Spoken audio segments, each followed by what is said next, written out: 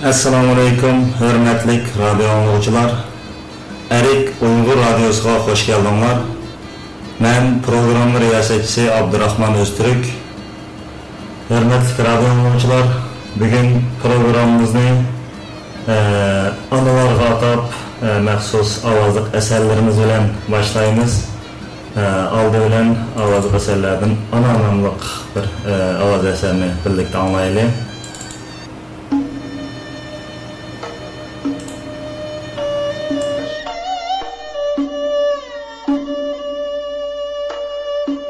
Ancha-muncha aql kirgan chaqlarim bo'lsa kerak.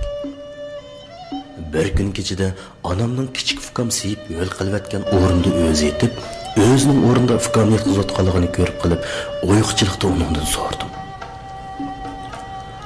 Ana, ukam chillik qilayotgan bu o'rinda qanday yotsan? O'yg'inib ketibsan-da, bolam. Uxlavergin. Men bu o'rinda yotsam, bakobdan uxlayman. Mana bu, men aqlimni bilganda onam menga aytgan tunji yolg'on edi. Hey, yanada shu qahatchilik zamonlar bo'lmamdi. Xalali cho'ng bo'lib qolgan chog'larim bo'lsa-mu, osh qo'rsaqda ufqlarim zag'irning talishib yurgan yillar edi. Bir kuni tuqqanlarning biri bir nechadan oqnon ko'tarib uyimizga ba'dik keldi. Shu chog'dagi xo'shalligimni deyman. Aka-ini hammamiz oqnonni ko'rib qavatli xo'sh bo'lib ketdik. Onam nonni har birimizga taqsim qilib bergicha nafsimning qanchalik taqildab ketganligini demayli qo'y. Oxirida qarsam onamga oqnon yetmabdi. O'zimga-chi ona deb so'rdim onamdan bolalarning cho'ng bo'lganligim uchun. G'am qilma bolam. Sizlar yesanglar menga tegil bo'ladi. Mana bu onamning ikkinchi qatim yolg'on aytishi edi.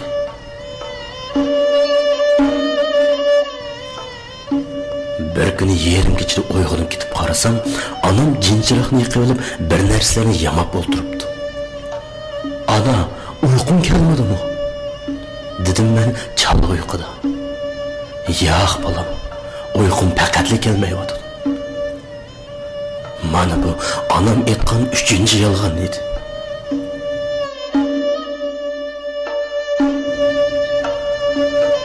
Keyingi kunlarda ol kunimiz xilli yaxshi bo'lib qoldi.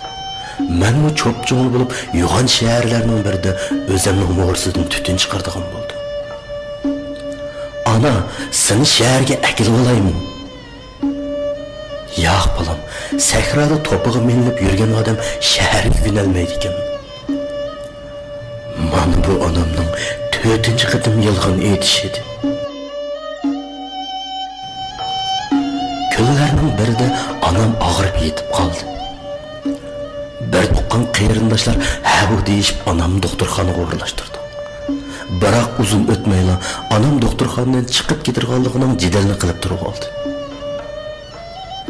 Onam doktorxonada yotqani bilan yenimizdan chiqayotgan doktor puldan bearam bo'layotgani aniq edi. Ana, xotirjam davolangan. Kesiling to'liq saqalgani doktorxonadan chiqarsam kechikmaysan.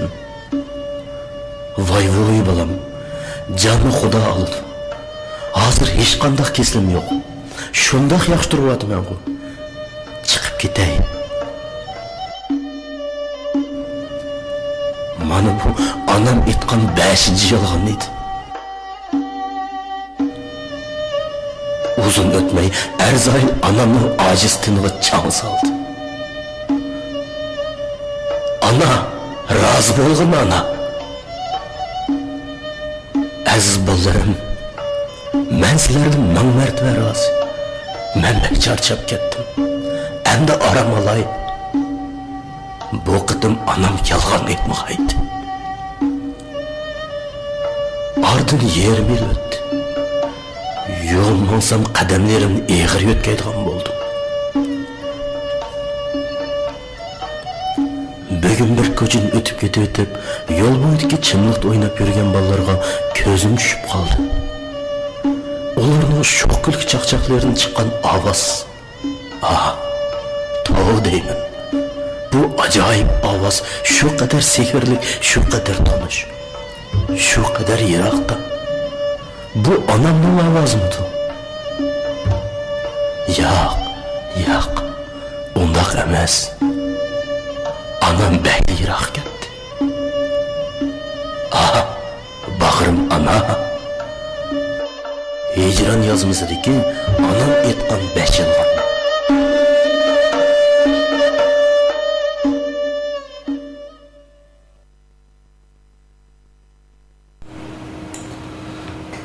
Hürmetlik radyo anlayıcılar, anamlık nesrini birlikte anlap öttük.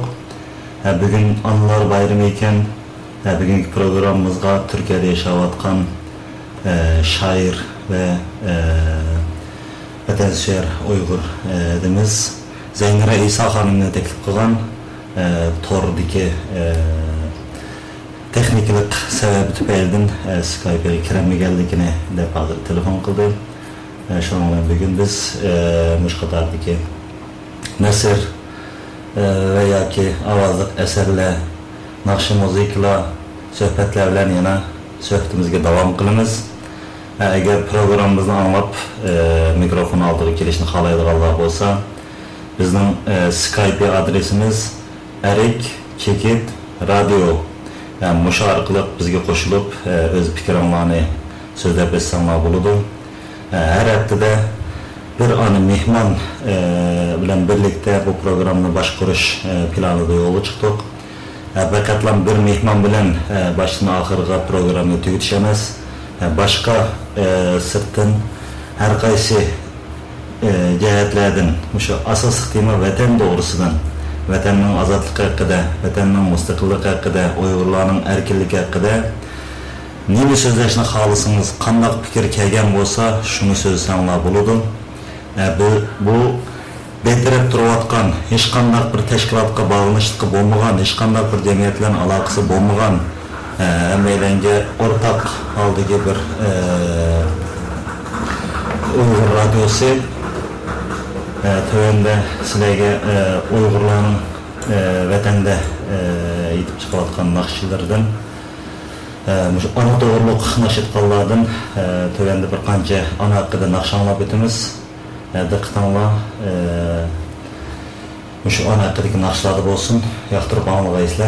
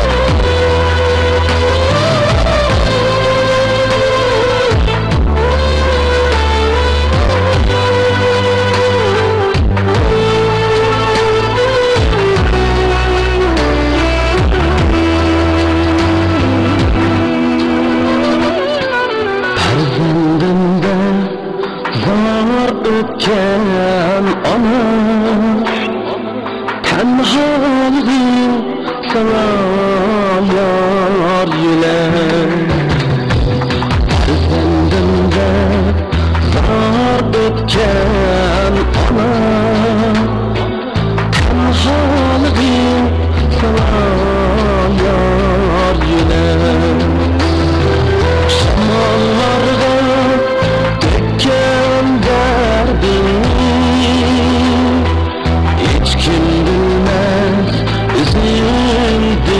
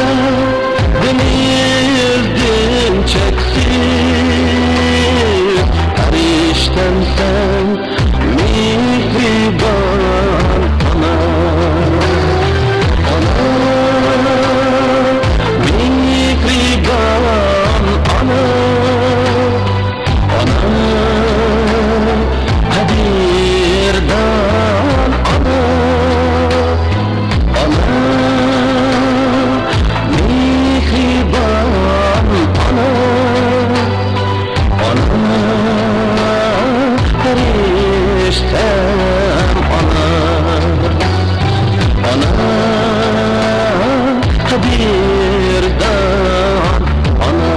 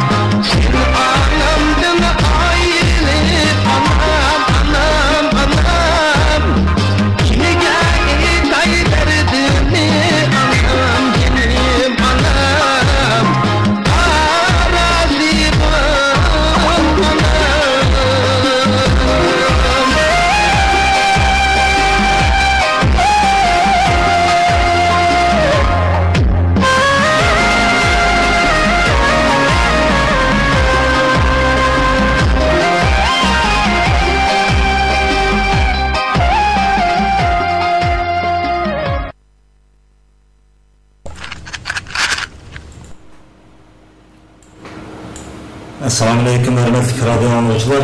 Yuqorida ana haqida ikki naqsh anglab o'tdik. Ana haqida bütün şairlerimizden tılgağındaki ana bu dünyaya bir kildi deyimiz. Hemmeyle anımızdan kadrini kadirlesek buludu, hürmetlesek buludu. Ketkenliği ki yığılaştan hiç nimge ornu kemmeydi. Aziz qarindoshlar, şu radyoçuluk hakkında temiz çıkan vaktimizde chet elda ismini tilga ilishga tegishlik birdan bir hurmatga sazovor bo'lgan akalarimizdan Kurash Ko'san efendimni maxsus eslab o'tishni to'g'ri topman. Kurash Ko'san efendimning Uyg'ur radiosini boshlab necha yillik qilgan xizmatlarini chet elda o'zi yashaganlar bo'lsa hammaylar bilishi kerak. Tövende ben Kurash Ko'san efendimning bizga qoldirib ketgan tavarik asarlardan bir qancha asarni sizlarning diqqatingizga sunaman. Yoqtirib anglag'aysizlar. Uyg'urum ko'zlarim nurlari o'chmakda senin mag'dursiz vujuding titrab turdi. Qalbinga tashvishlar ko'milgan yana qayoqqa ketgandu yoshliqin sening pinhonda yuraging sakrab turdi. Yoshlaring oqmaydi, yig'laysan ammo qalbingda sukunat hukmron har chog'. Bak tushkun, bak miskin chiroying bugun, dard azob sen uchun odatmi qandoq mangulik iz bo'lib ketganmi bu dog'. Muhabbat nafratni qo'zg'asan bugun, kelajak sen uchun kulmakda texi. Naqshongni yangritib qaytidin yana hayotning betini ochqin yangidan erkinlik hurlikning kelmakda chig'i.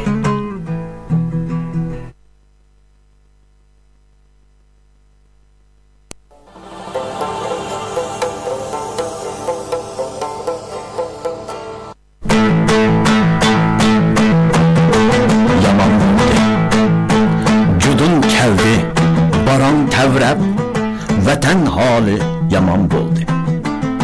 Hech bir yerda amonlik yo'q. Ajab vahshat zaman bo'ldi. Siqildi jon, bo'g'ildi tan, alnim bili kaman bo'ldi. Qon yosh bilan g'azab to'ldi, xalqim o't bo'p yonar bo'ldi. Namoz qilsam terrorist deb toza ta'tir jahon bo'ldi. Boyliqlarim tez poyezda ichkiriga ravon bo'ldi. Qo'saq ochdi, tag'arla bo'sh, kiyim aski chapan bo'ldi. Bu alamdan jaq to'ydi al, yovg'i nafrat chachar bo'ldi. Xitoylarning muddaosi endi ochiq ayon bo'ldi.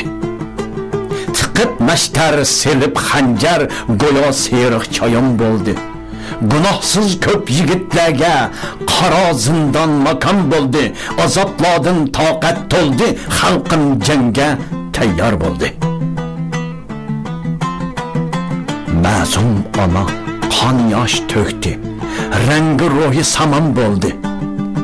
Hatta bovoq saq qolmadi, vaqtsizla qurbon bo'ldi.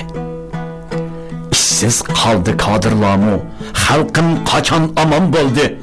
Qo'zg'almasang ahvol chatoq, butun millat chakar bo'ldi. Uyg'urlarga Xitoy boshliq mana shundoq saylan bo'ldi. Hatto jami masjidlarda Xitoylardan imom bo'ldi. Bizga faqat Tangri yordur, dilimizda iymon bo'ldi. Adolat deb bugun xalqim dushmanga o'q atar bo'ldi. Alni o'lim vahshat qoplab, bog'i besot vayron bo'ldi. O'z yurtida musofir xalq har tarafga sarson bo'ldi. tengdeşi yok bu alemge bugün dünya hayran buldu. Ar nomusdan kozgaldı el zulümgü ot açar buldu.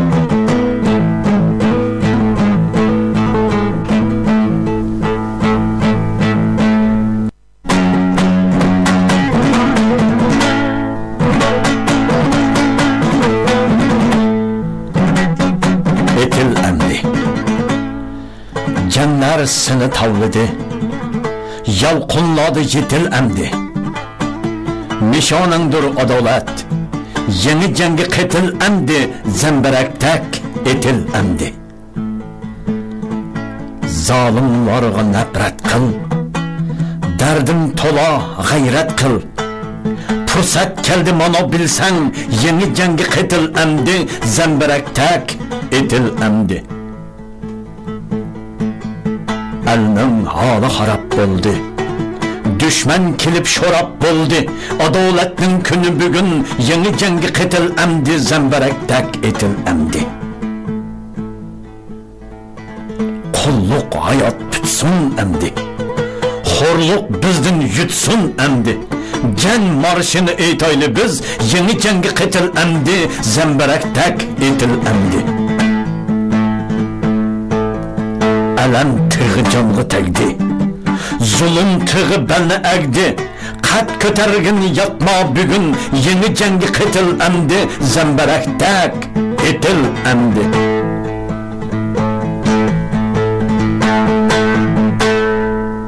Kaldı vatan. Ah vatanım, kaldın sen kayda. Derdimde ben buldum bir sevda.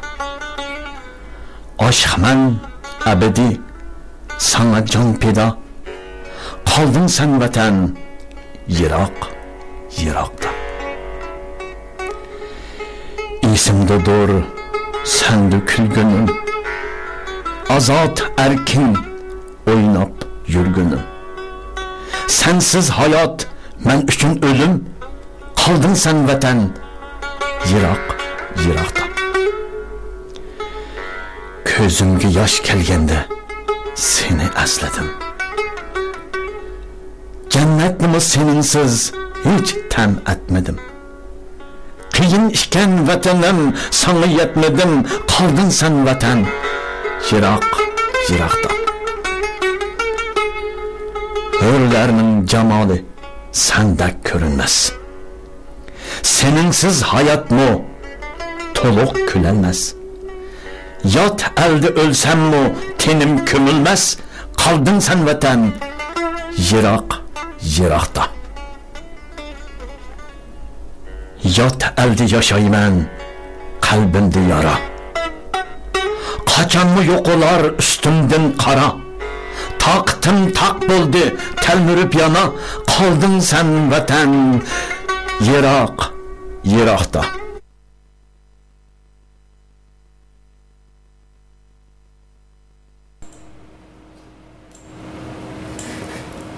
Assalamu alaikum, hürmetli radyo dinleyiciler. Kireç Kesen akimizning bir ishki ovozi qismini anglab o'tdik.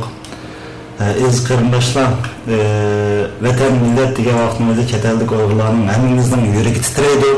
Mayli siyosatga aralashganlar bo'lsin, mayli aralashmaganlar bo'lsin, vatanniki vaziyatni hammamizga ayon. Nima bo'layotdi, nima qilyotdi, vatanliklarning bilmaganlarini chet elda bilib turyapmiz. Aksu'da neymiş oldu, Xotan'da neymiş oldu, bunu belki Hoca'daki öğrencidekiler bilmesi mümkün. Hoca'da neymiş oldu, Koru'dakiler bilmesi mümkün. Ama biz çetelde erkin dünyada yaşavat kaldığımız için neyim olavatkanını hemimiz körevatımız, bilivatımız, yürekimiz geçişiyordu. Kolumuzdan bir neresinin kemmeyevatkanlığı karab, içimizden yığılavatımız.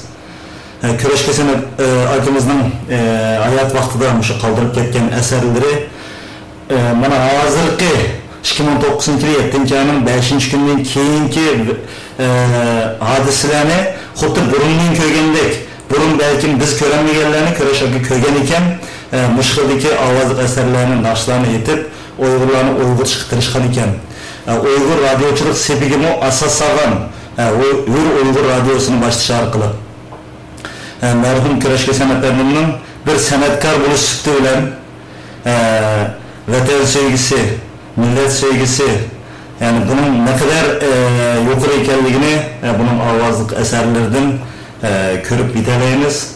Bu yerde bir eser varken ot ketken yemabılık dep. Bunu bir estayirli oturup anlap baksanla biz zaten nemiş kıvatımız. Bizim şallık tarihimiz var. Dep özümüz maktap Uygur diyen mannak millet davatımız. Ama bugünkü Uygurlar kaysi alet kep kaldık. Bunu özümüzden bir sorsak, hak onu kılmı diye, hak bunu kılmı diye sen mani kılamıdan emez. Özümüzden bir sorak, men neymi kıvatına? Allah mağın bir ekrını bergen, mağın bir kuş kuvvetini bergen. Men neymi kıvatına dep özümüzden bir oylap bakkan bolsak, tövende köreşkesen efendimden, muşu bugünkü Uygurlar hakkıda, bugünkü Uygurların kaysi durumda düşüp kalgalık hakkıda bir avazlık eseri varken, birlikte anlap biteyli.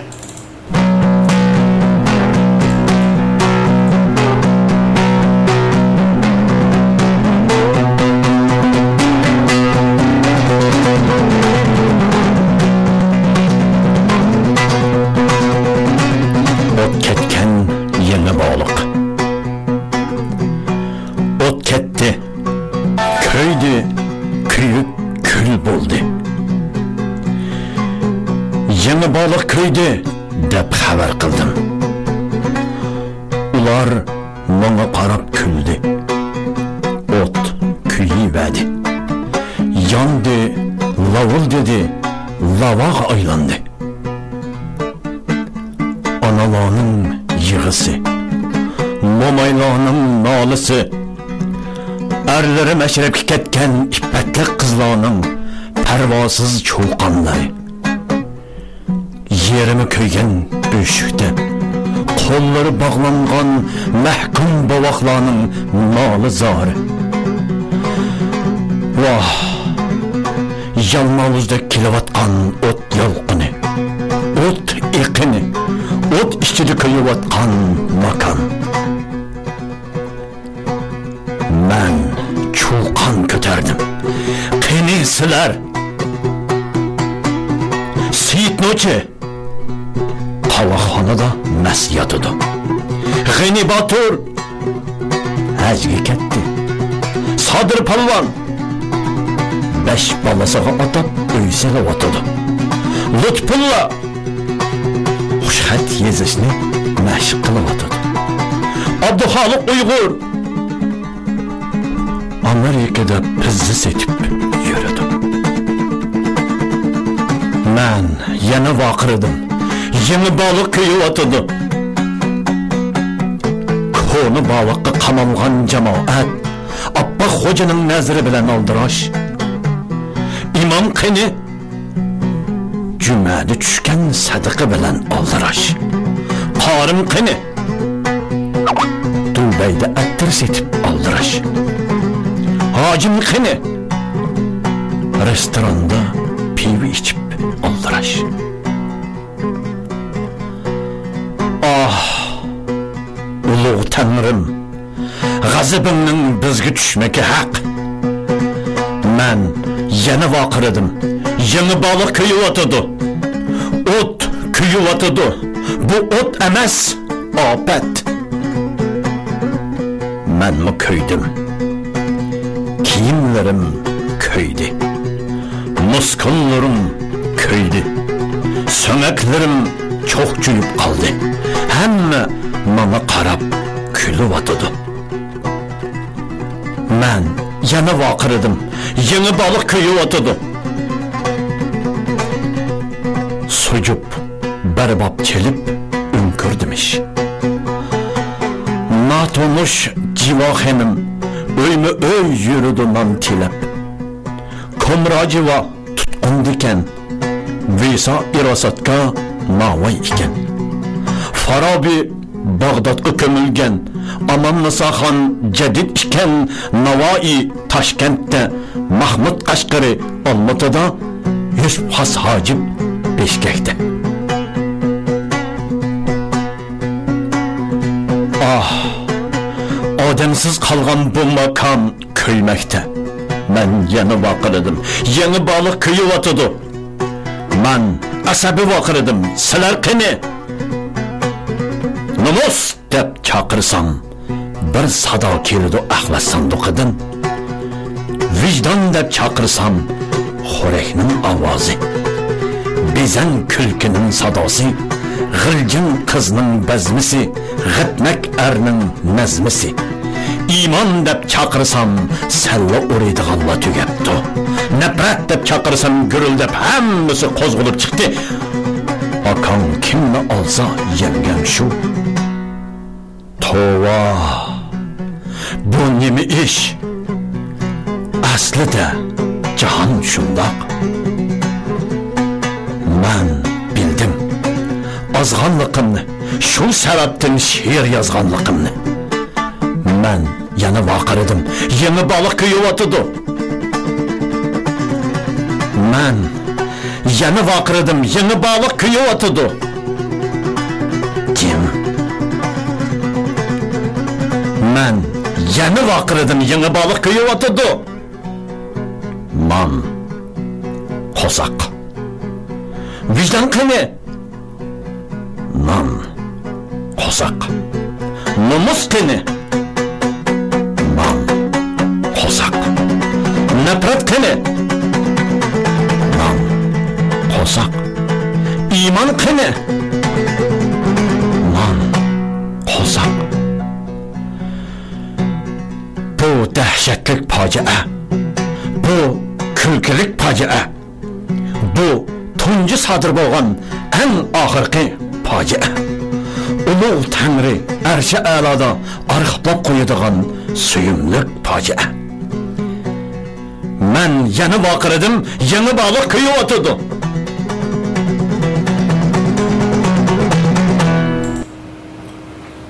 Hürmetli radyo dinleyiciler, Kırışkesen efendimden bizi kaldırıp ketken eserlerini, ot ketken Yeni Balık namlıq eserini anlap ettik.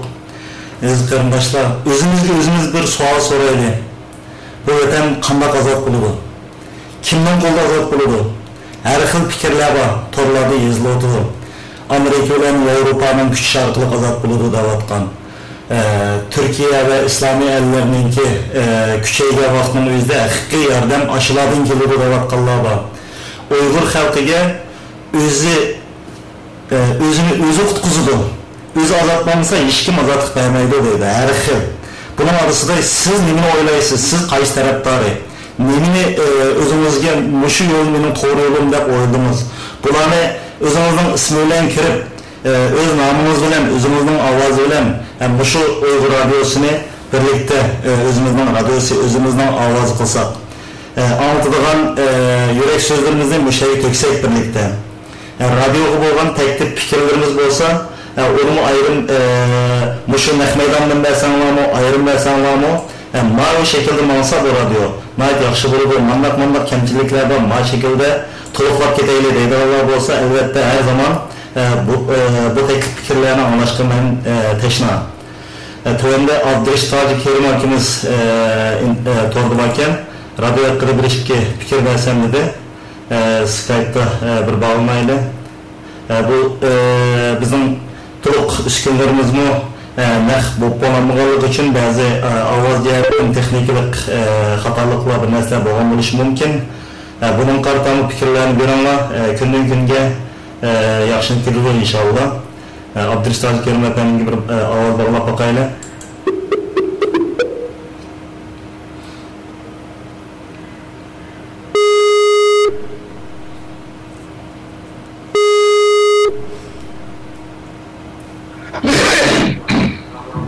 Assalamu alaikum Abdülreş Taci Kerim, qanday ahvolingіз?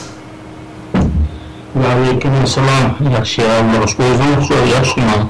Rahmat Abdülreş Taci Kerim. Men shu o'tgan hafta bir radio boshlagan, shu Uyg'ur ozodligi haqida, Sharq Turkistonning ozodligi haqida Uyg'ur ozodlik temasini maxsus tema qilib, shu ozodlik maxsus yani şununla bir mücadeleleşsek her xil fikirler oturğuçsa degan asasda siz radyonu bir anladığım dediniz. Bu şu radyo hakkında sizden bir tek fikrinizni anlagan bolsak, qaysi yo'nalishda menishimizni tavsiya qilsiz? Hem de bizga qarag'an yoshga cho'ng, jiq ish ko'rgan pishqidan hem o'zimiz yozuvchi hem siyosyon shu ko'rgan tajribalarimiz asosida Uyg'urlarga qanday foydasi bo'la oladi shu radyoning? Rahmet. Ben ötken yaşam günü Kurash Atxan'ın şu radyoda sözlegen sözünü tepsil anından mümkün yapıp tabiatının ulak yapken onun kayıtta. Arkadaşlar, Birinci ölçületken bolsanız, avaz birlik kırıldı da konuş torbetni, kompüterdeki Uygur Radyosu torbetni bir ölçületken bolsanız, iki avaz birliktik yavadıdan.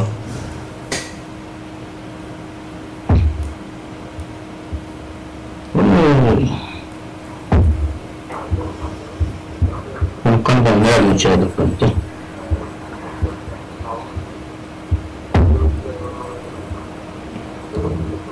Aş Uygur Radyo Çekit.com degan adresini to'xtatib qo'yib tursangiz, so'xtish belgisini yoki o'chirib tursangiz, sizdan ovozni qo'shish kelyapti da ovoz hozir.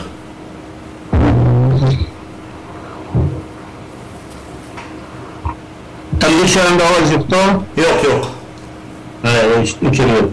Tabii avaz yoktu. Yok, xo'sh, sizdan ovozni anlatımız yolg'iz. Rahmet. Ben ötken yaşam yüküne bu Tor Radyosu'da Kurash Atxan'ın azaplık yol iziş hakkındaki qaraşlarını, şərilərini anlatmaya koşsam buldum. Mert yaş sözlüdü, bizim yürek sözünün sözlüdü, onun qaraşlarının meydan yaş şərilədi. Hem de vətən istirtidiki azaplık yolu da Milyon kırağında mahset yetiş hakkı fikir ortak koydu. Bu Tor Radyosu'nun bir kuruluşu menimce bu çetteldeki Uygur axbaratçılığının bir kem tükünü hazırlaşta bir mühim rol oynaydı dep oylayman. Çünkü biz Uygurlarının ki Müslüman erkin söyleş meydanımızın ait kem. Fakat bir radyo istenisi var. Anne teşkilatlarının ki özlerinin var. Lakin bu yerler biz Uygurlarının azadlık yolu ki fikir bayan kılışımıza yetişmeydi. Zaten Uygurlarının köyünün insanı köp. Başında bir Uygur axbaratçılık bir kem boşluğunu sizin tolduğanlığınız bu Uygur halk için xuşanlık öz şahsımın da korsam buldum. Benim teklifim siz bununla azadlık yoldan izlemeyişte tiyini tanılapsınız. Bunun üstüge şu azadlık okumuş hakkında erkin sebep meydanı tesihsiz bunun halgan adının sebepleşse bol idiken. Onu yaş başlanmış. Bu bir axbarat organı bağlılık için menimce bu bir müstakil bitirap organı bağlan yaxşı. O tarafbas etip kalmışsın. Çünkü vatan sırtında nurgun teşkilatlar var. Bir teşkilatı düşürün, yani bir teşkilatla rıdırlaydıgan ya ki bir tarafına aşırıdan bunda işler olsa teşkilatlar arasında İstibası kep çıkıyor. Maksat o tiyini bilen mezmun okşaş buluş gerek. Fakat siz tarafbazının hali olup Uygur karındaşlarımızın azat yolda iziş hakkındaki fikir, şerlilerini, meydanını, göz karşılarını ortak koysa yetkizipasınız meyli hata solusun, doğru solusun, anlayıcı ona cevap kayıtız olur. Ama siz fakat özünüz vekillik bilen sözleri valla azaplık yol iziş hakkın kılın temisi Tor Radyosu vekillik konusu. Her adam özgü kılıç gerek. Şunda boğan çağda bu axbaratçılıktaki bir taraflıkını, haslıkını saklap bağlan olur. Bunun başka bir fikrim yok. Başını bir hali olsanız da olur. Yani bir fikrim Vatan sırtında pek meydandar şahsiyetlerimiz var. Vatan sırtında yazışlarımız var, şairlerimiz var, felsefe doktorlarımız var, tarih doktorlarımız var. Dünyanın her kayserinde nihayette yaxshi shashlik odamimiz bor, ammo bular nima uchunki yillardan beri yo'qolib ketdi. Mumkin bo'lsa shularning so'zini anglasa ularni shu to'g'ri radioga kirib ozodlik yo'q bo'lish haqida shu tema qilib o'zim qarashlar o'rtoqni anglab olsa ham bo'ladi. Mening boshqa fikrim yo'q. Yana ko'rsam yaxshi bo'lar sizga. Abdurashid aka, hozir bugun radioni oldingizmi o'qimayman. Shu kurash kesam efendim haqida siz endi yerida turgan birlikte bir ketildeki sertleşip en yakından tanıydıgan akılarımızdan birisi. Bugün bir işki avazlık eserini anlatıp öttük. Bu kuraşki sen efendim hakkında biraz bir toxtulup egelim olsunuz. Kandak bir esinlerimiz var. Kandak bir adam idi bu. Kuraşki sen bu bizim vatan sırtında tekinmeyilen bir şahsı. Kuraşki sen efendim 2006 yılı 30.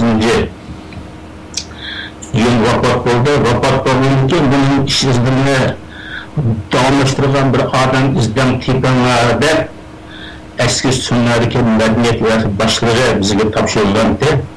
Bizim şu Kuraşkistan'ın işini davamlaştırılan bir adam çekleri toplanmadı. Hatta vatan işini izlep baktık. Lekin onun dek her taraflı yetişken bir şahsiyetini pişirten bulduk. Yani Kuraşkistan'ın vafatı yalnız bunun ailesi gelmez, bir Uygur halkı gelgen bir toldurgusuz bir kalığı. Onda bir şahsının yana çetevde yitip çıkışı ters. Çünkü o hem yazıcı, hem şair, hem kompozitör, hem nakşçı. Her taraftan getirilgen birge mutaxassis, kökü mahir talant igisiydi. Hemen Kuraşkisan bilen bir kanşıl bile hayat köçürdüm. Bu beni özünün dadıstek kurdu. Bunun oyalı, sanışı, kızları beni dadıstek kurdu. Davamlık hem sohbette, yetip başta, tamakta, keşkeste bile bulattık. Kuraşkistan'ın bütün hayatı şu Şarkı Türkistan Milli Müstakil Esikat yoluna birleştiren hayat idi. O özününki kısa ömrüne vatanın müstakilliği milletin azatı birleştiren. Onda şahsi garaz, şahsi müddet boğan emas. Kuraşkistan bağlıqda Şivsiyada Torra Uygur radyosu var ile Uygur televiziyası var iken garipsin yorumunu çıkarttı. Uygurya torbut var ile Uygur Şehisar Uygur kampiyeti var ile onun faaliyetleri canlandı. Dünya Uygur kurulutuyla Şehisar'daki birden-bir yadrolu oru yenildi. Kuraşkisan vafat bolğandan keyin başkalar bu işine danıştıran bolsunmu Kuraşkistan hayat vaktida dağlığa bolanmay kaldı. Çünkü biz hazır his kılayotimiz bir adamın hayatlığı biz bunu kadrini bilmeyirkenmiz. Adam vafat bolğandan keyin eslegensi ko'ngli buzilirken onun kadrini bilirkenmiz. Kuraşkistan'ın kılayotgan şu işlerini hazır kadar Şivsiyada birer adam onu bozuk çıkarıp Kuraşkistan kırgaçını kılanmadı. Ben Kuraşkistan'ın vafatına ne çünkü içimin kaygırından, hasret çekilen Kuraşkistan'ın hayatı neydi bir kısa hayat.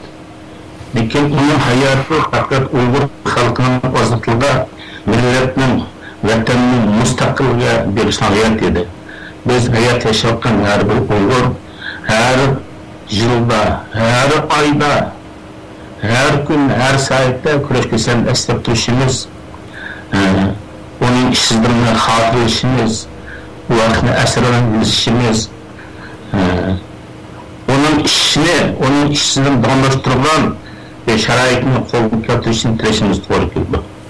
Ben Kuraşkisan'ın nesli vaktinde gözümü yaşakudu, onun olan sevgi türünün partudan, bazı üzerine salametli yaşın yazarının balısında dağılıp batıma kompüterini alıp turup ve yarım saat bir saat turmadan hepsinden yok. Salam onun yarı eğer salam dikin yarı belgen olsa ben müşküre kesinlikle ki Juvar Parti'nin Şizlerde hatta bir eser yazmakçıydım. Allah nasip kılsa yakında operasyon yapmakçı. Operasyonun ünlülük. Salamı çıkarmışsam Allah salam ki yaşlanırsa benim köşke sen hakkında azatlık bitmiş hakkında eser yazımın bakalım ilan kılmam. Hem de köşke senge onun ait havaklara çok önemli bildirmem. Rahmet, köp sözlerimle salamı konuşmam için. Rahmet Abdurrahman Tacika. Müştak yaxşı teklif fikirleriniz bolsa inşallah Allah selametlikinizi zerek esliken tüsün. Allah'dan bunu tileyimiz. Her zaman şu radyo arkalık sizden avazınızı anlaşka teşnabız. Şu yaxşı fikir tekliflerinizi bizden aymay. Kolunuzga ağan kalemlerinizni şu avazınız arkalık mı bir şey gibi bizge anlatkan bolsunuz diyen ümitte. Allah'a emanet olun. Yeni görüşürüz inşallah. Selamet olun aka. Rahmet hoş Allah'a emanet. Rahmet aka. Hürmetlik radyo anlıqçılar, Abdurrahman Tacika efendimden radyoga bergen teklif fikirge tuluq qo'shilimiz. Elbette bu Erik Uyghur radyosu betaraf şekilde hammalarning ovozini Uyghur xalqiga anlatishga tirishadi. Hammalar har xil ideyada fikrlarda bo'lishi mumkin, ammo oxirgi nishonimiz yana bir deb qarayman.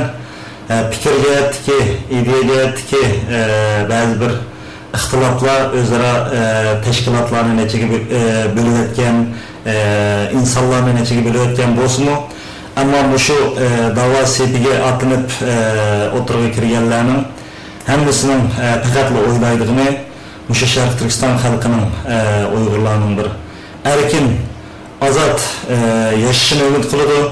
Oxirgi nishoni albatta mustaqil bir davlatimiz bo'lsa degan umid hammamizning ichida bor. Ba'zilarning mustaqillik ismini olmay turib balkim o'zining taqdirini o'zi belgilash shaklida yo'lga chiqqan bo'lishi uni shart sharoitlarga bog'liq deb o'ylayman. Ba'zida faqatla mustaqillik degan nomda o'tirish chiqadi. Bunu o'zining ichidan yo'q men mushundan so'zlayman degan bo'lsa, albatta bu şekilde harakat qilsa bunu to'g'ri deb mening shaxsiy ko'z qarashim. Albatta Tibetlarning mushunga o'xshash bir necha xil tashkilotlar bo'lingan bo'lsa-mu, bularning teginimizda yana yaxshi birliklar bo'layotganligini anglayapmiz, ko'ryapmiz. Dalay Lama yüksek avtonomiya degan bo'lsa, yoshlar mustaqillik deb o'tirish qo'ydi, ammo tegi nishoni o'sha Tibet xalqining erkin ozodi yashashi.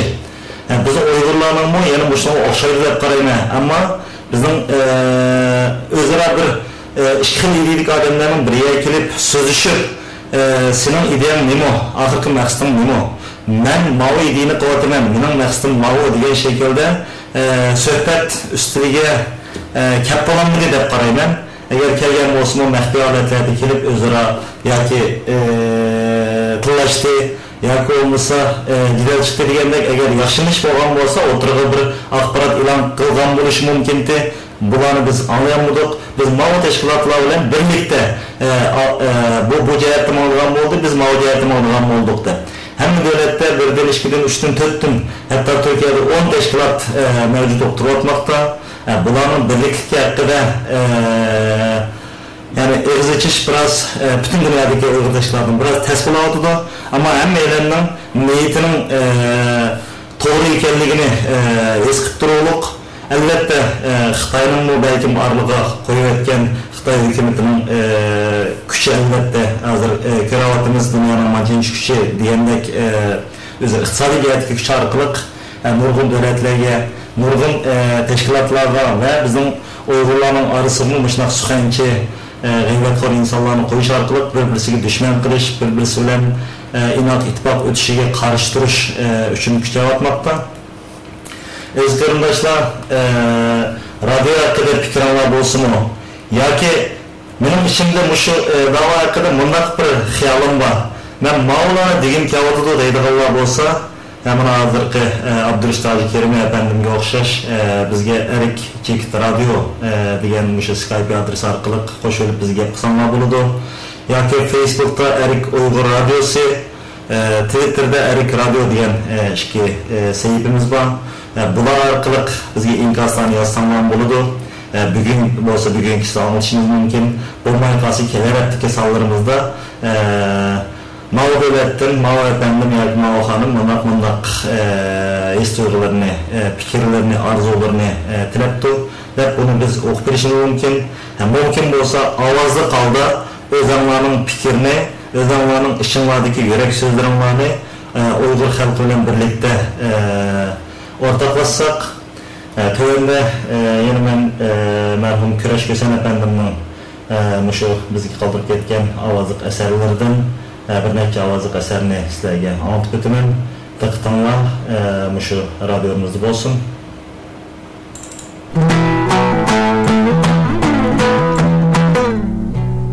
Sen deb o'lmasam,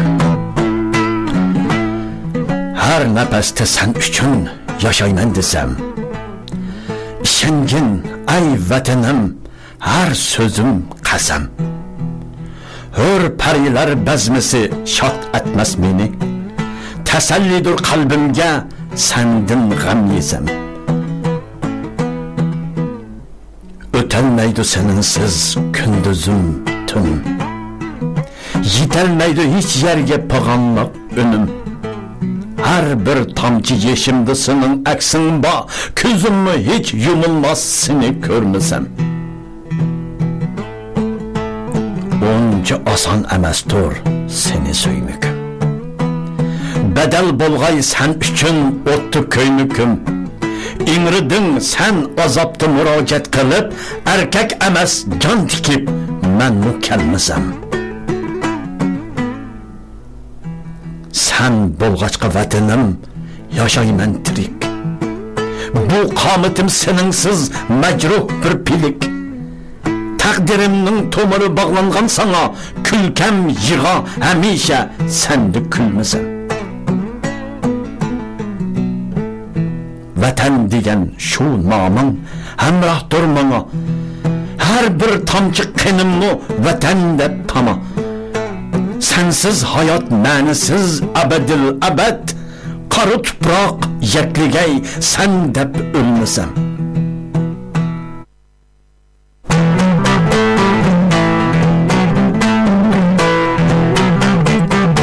Sen zolim, hijoygantin do'st dedim, mehmon qildim qo'y so'yib. Keldoq dedim yordamga, dasqinimda rast to'yib. Kazob ikan huy payling, qarab boqsam zan qo'yib. Eshak o'tdi ko'rikdan, qapoq turdim sen zolim. Birsi haqni so'zlasa, o'ngchi dedim yo'qotding. Bu uy mening deganni bo'lguncha sen deb chopding. Günahsız köp Uyg'urni nohaq tutib sen otding. Ko'zimizdan oqdi qon, toza kulding sen zolim. Nodonlarni tiklading, donishmandni qo'ymading. Bulab talab boyliqni elib ketding, to'ymading. Uyalmading, yevading, birer to'xi so'ymading. Xo'jayinni yaklading, har yon surding sen zolim.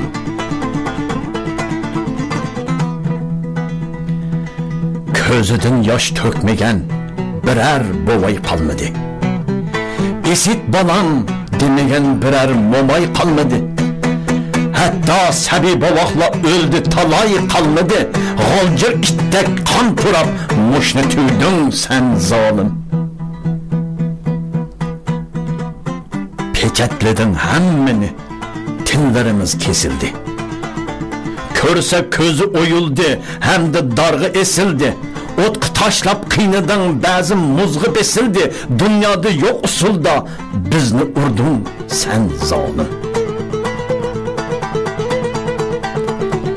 atom etib ko'p qatim bulg'uvattin havoni, jannat edi bu diyor terivattin baloni. G'ayri kesal ko'paydi topolmadik davoni, shuncha go'zal makonda do'zax qurding sen zolim. Al qo'zg'aldi, sal bo'ldi, mal'unlaring al bo'ldi. Haq, adolat, vijdon uchun hamma jangga tal bo'ldi. Hiyla nayran tuhmatlaring barbod bo'ldi, yal bo'ldi. Kunlaringni oz qoldi, gumron bo'lding sen zolim.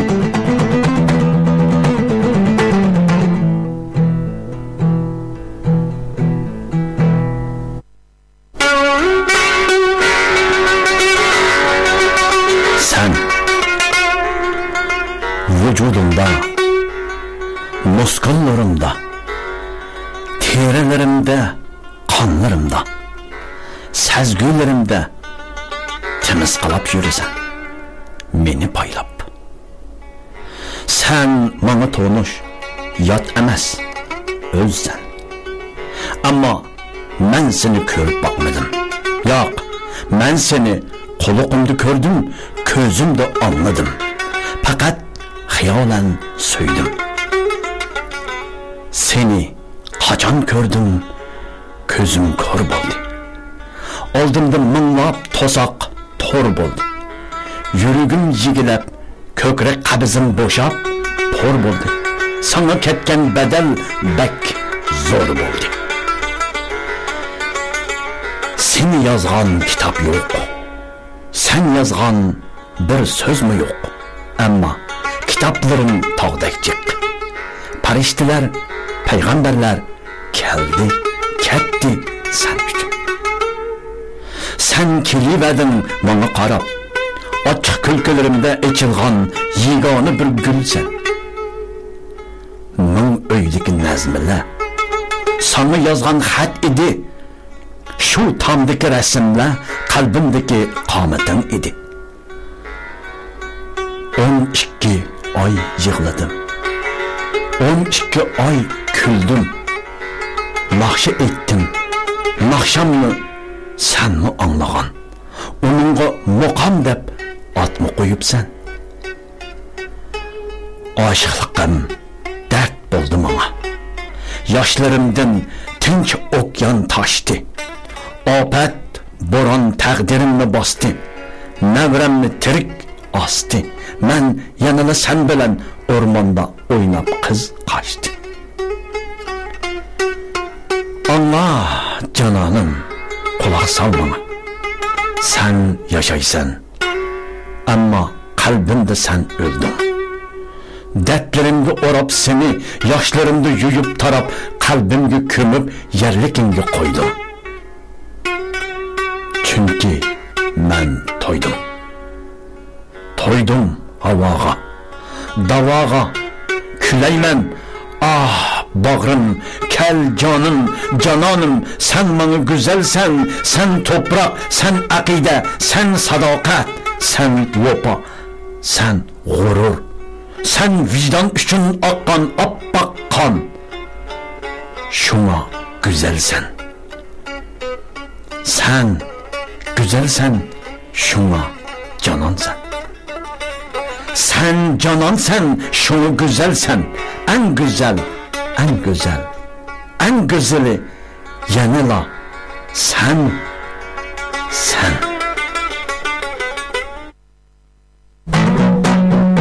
Sende ve mende.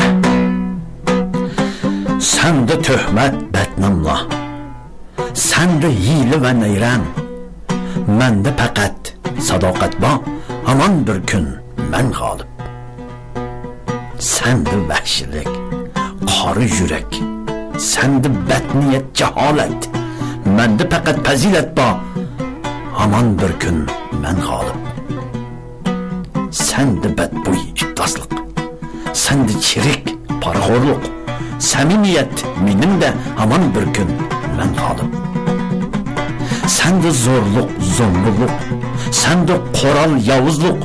Mende fakat insanlık, aman bir gün ben galip. Sende kulluk, ayyorluk.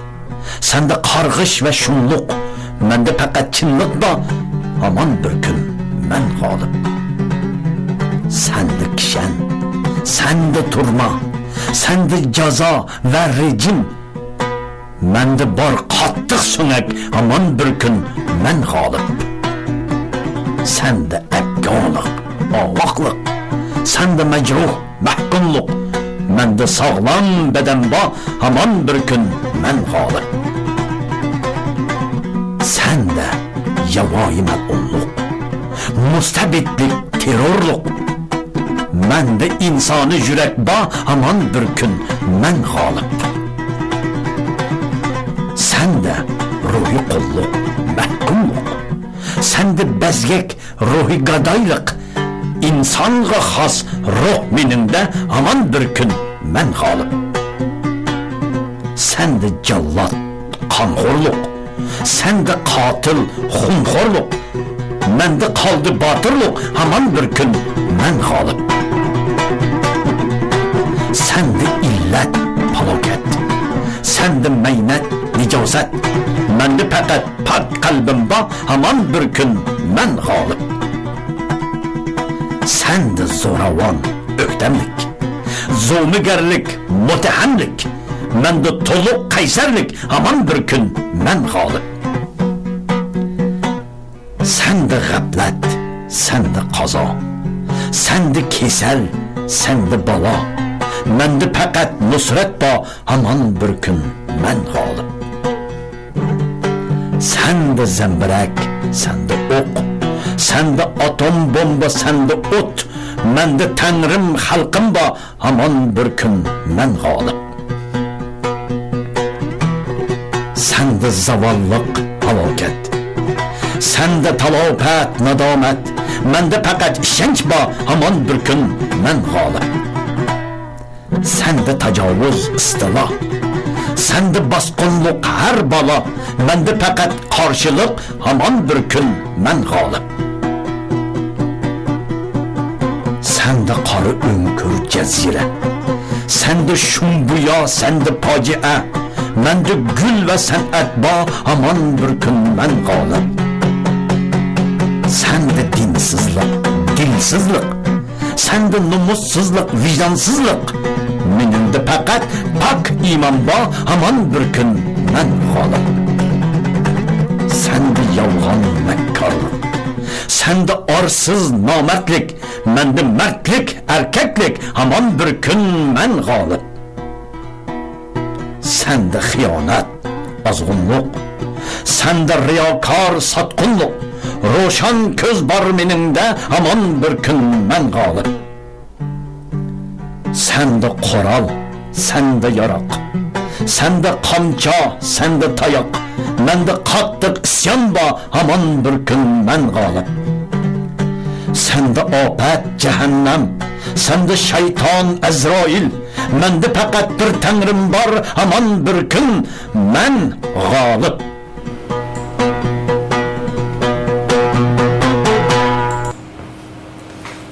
Hürmetli radyo anlıqçılar, Küreş Kösen efendiminin qaldırıp ketken tevarik eserlerini bir neçini anladık. Küreş Kösen efendim vatan millet hakkıdaki avazlık eserlerle birlikte, yani keteldeki mühim şəxslər haqqında nəhayət yaxşı avazlıq əsərlərini qaldırıb ketken iken, tövəndə bizim Dünya Uyğur Qurultayının reisi, liderimiz Rabia Qadir xanım haqqında o keldi namlıq bir avazlıq əsər varken, onu birlikte anlap etsek. Keldi. Keldi. Neymi keldi? Kim geldi? Telefonda avaz geldi. Anımız kelyapti. Nima qilamiz? Qanday qilamiz? Vah! Bizda jiddiylik, hayajon, xushallik keldi.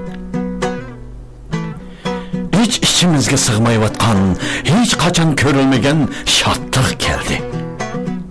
U keldi. Nima keldi? Kim keldi? Ulug' ko'k tangri yetkizgan oq ro'molliq farishta keldi. Yo'q, Farishtalar qo'l qo'shtirib turdi bir yoqda uning xizmatiga tayyor bo'lishib. Chunki Uyg'urlarning onasi Humay ona qaytib keldi. Humay ona keldi, Urxun ruhi keldi, Uyg'ur ruhi keldi. Çünkü o kök Tanrı'nın soğuğusu idi. O kökten düştü, ziminden ündü. Tarım onun köksüde kaldı. Tanrı tağ onun dolasıda. Onun tomuru da Uygur, her bir tınıkı da Uygur, her bir kademi de Uygur, hatta yürükünün her bir sokuşu da fakatlı bir söz, fakatla Uygur. O geldi. Nemi geldi? Kim geldi? Telefonda ovoz keldi. Birisi so'raydi. Onamiz keladigan, bu rostmi? Tushunmi bu yo o'limmi? U jang kurashni boshlagan. Xitoylar uni zindonga tashlagan. Biz ko'zimizni yashlagan, u do'zaxda yotgan, cho'g' ichidan paxta chiqandi. 6 yil 6 yil degan 72 oy. 72 oy degan 2160 kun. Bu degan 51840 soat. Rabia ana, dertlerini sözleştim burun meni 1 saat öyle turg'izib qo'ygan. Sen tatkan azapның neçe mingdan birini bolsa mı tetip görey. Keldi. O keldi. O bugün aramızga keldi. O bugün cennetin haberini elip dozaqdan keldi. Uyg'urning baxti uchun o'z baxtidan kashdi. Uyg'urning vijdoni uchun xo'rlandi. Uyg'urning qayg'usi uchun zahmat ko'rdi. Ey suyumluk insan, nimen kam idi. Öyün bar idi. Maşinan bar idi. Pulun bar idi. Yolun bar idi. Hemmesi bar idi. Yo'q, senin nazarında bu hiç narsa emas idi. En kıymetli narsa senin ruhin, Urxun ruhi idi. Tomurlarında aqqani Humay ananın qini idi. Ey suyumluk insan, Xitay zindanlarida yattın ama tömür bulup qattın. Yo'q, oltin bulup qattın. Yo'q, almas bulup qattın. Bir gigantga aylandın. Sen Uyg'urning vijdoni, sen Uyg'urning nomusi, sen Uyg'urning ulgisi, sen Uyg'urning yuragi, sen Uyg'urning tiniqi, sen Uyg'urning belgisi, sen Uyg'urning eng suyumlik, eng hurmatlik onasi. Qut bo'lsin, marhaba, hurmat taxtidagi gul tojimiz Rabia ona.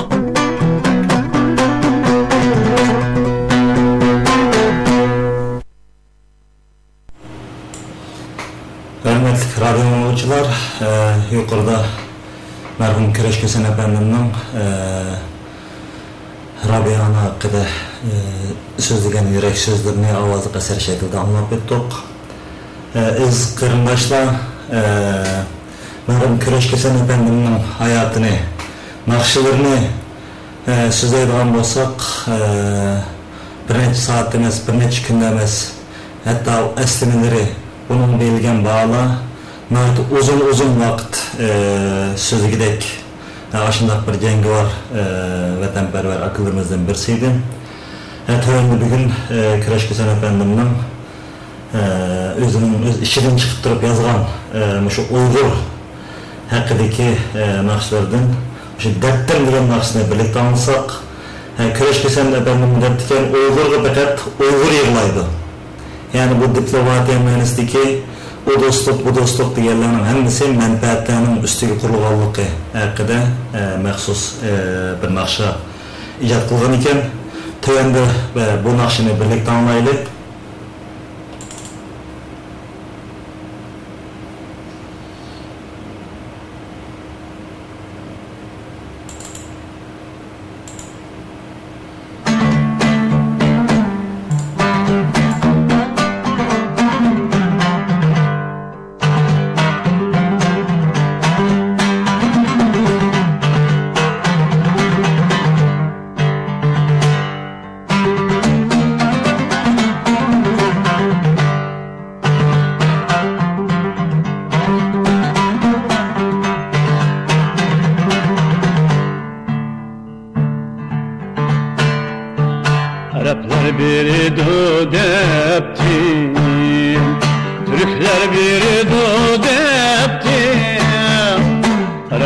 biri du depti, Türkler biri du depti.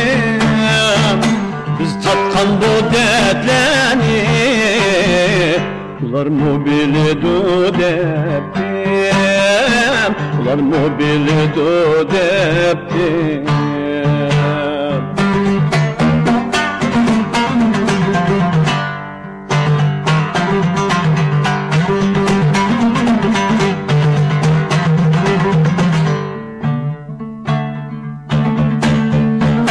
Kazak bilidu deptim, Kırgız bilidu deptim, Kazak bilidu deptim, Kırgız bilidu deptim. Bizge hem yelek olur, Özbek bilidu deptim.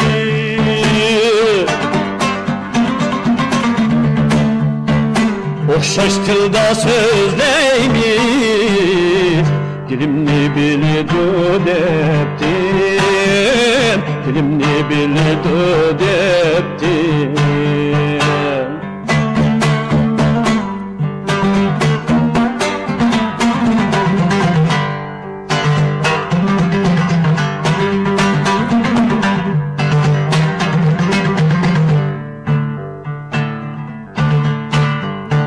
Müslüman kilidu deptim, Türkler kilidu deptim, Müslüman kilidu deptim, Türkler kilidu deptim.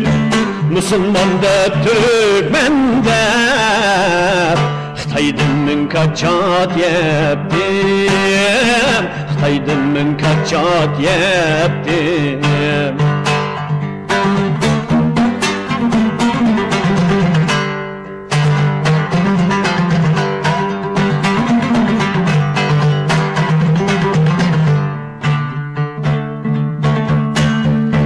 Töküldü kanlarım deptim, kırıldı canlarım deptim. Töküldü kanlarım deptim, kırıldı canlarım deptim.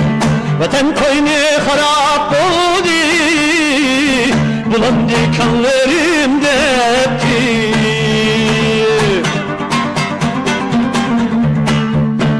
Kulak salmaydı hiç insan, tamamından solup gittim, tamamından solup gittim.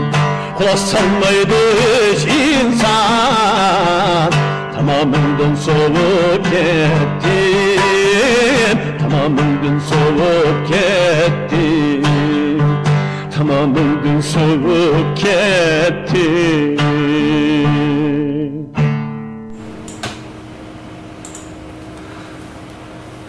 Aziz qarindoshlar, yuqorida Kurash Ko'san apandimning Deptim nomli naqsini anglab o'tdik.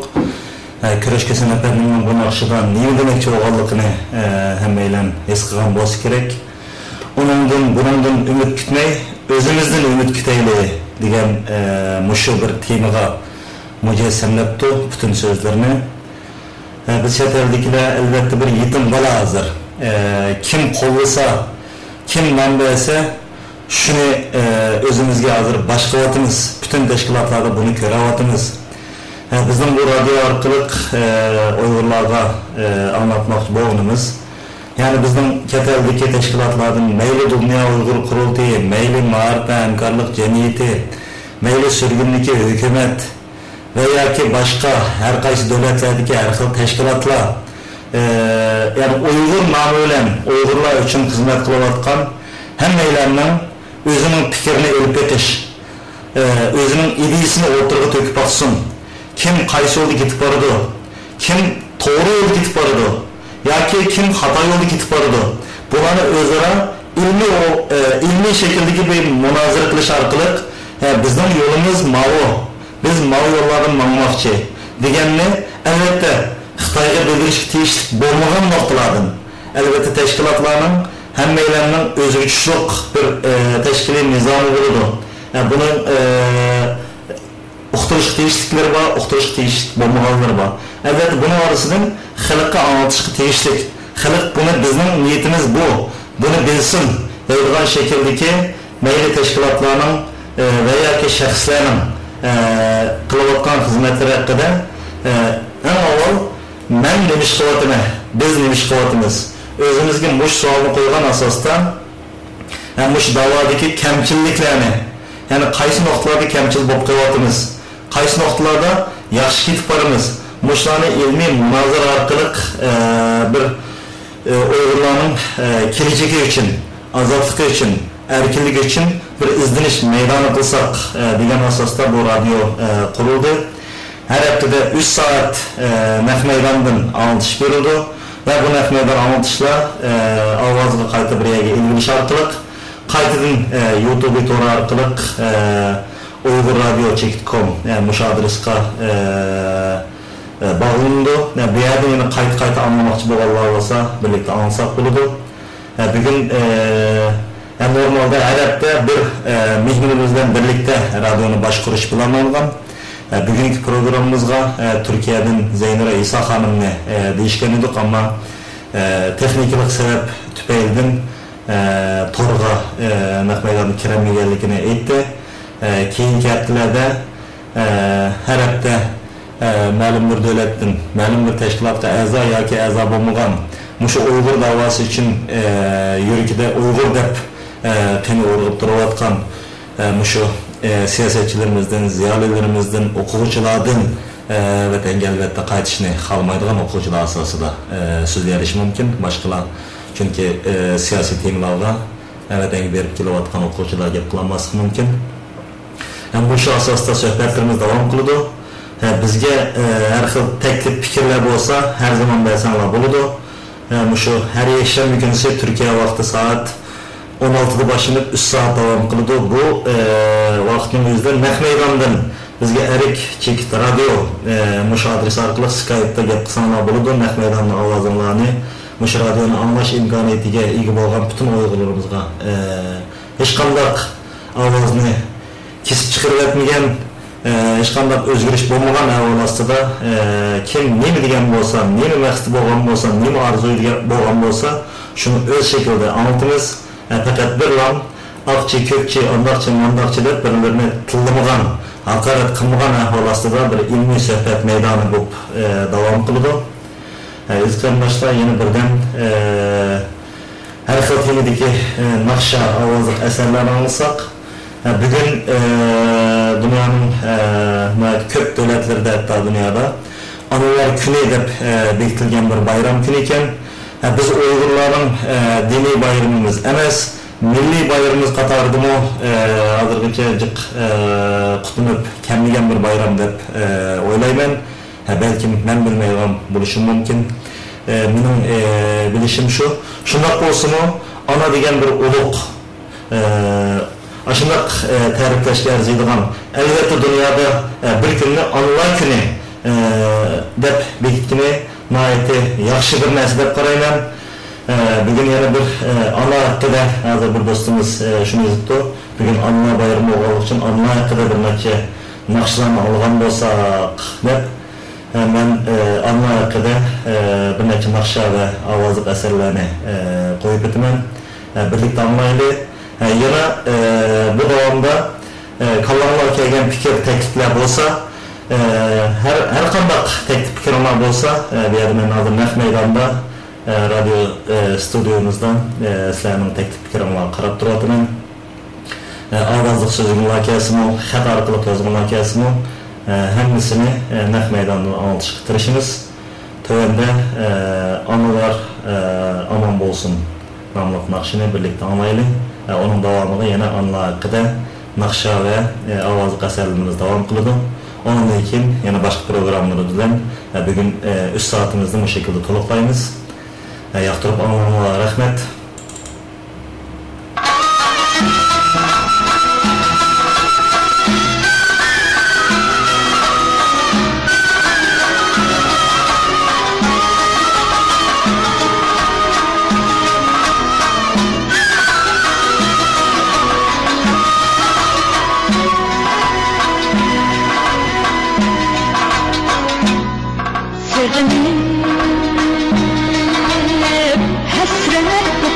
kaldı akıydı yüreğime bugün akıydı yüreğime bugün ağlar bulsan aman de akıydı gençler bugün akıydı gençler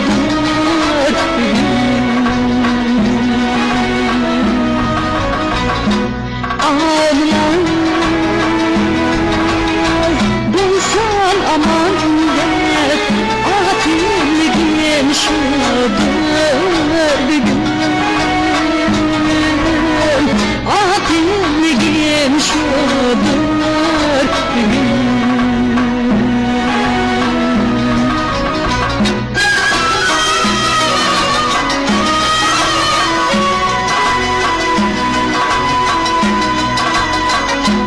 yaşlım hasret kaldım ötmüş güzel buldum bugün yaşlım hasret kaldım ötmüş güzel buldum bugün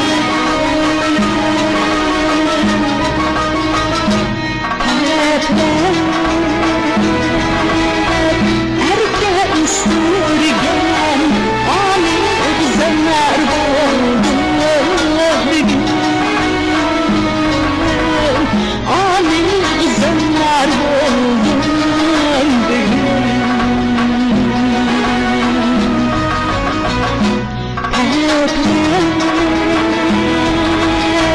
erken istirgen amin özenler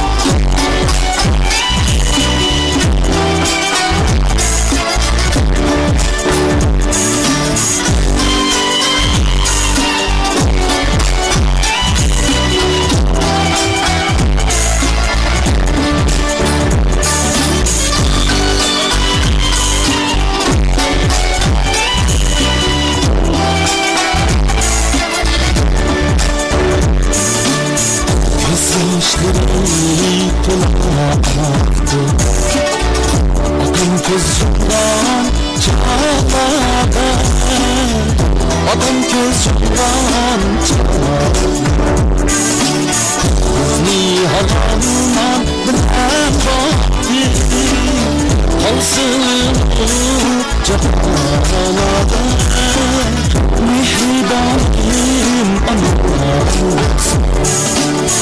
bizni halalına bilen baktan cennet anam bulsun mihribanım anam bulsun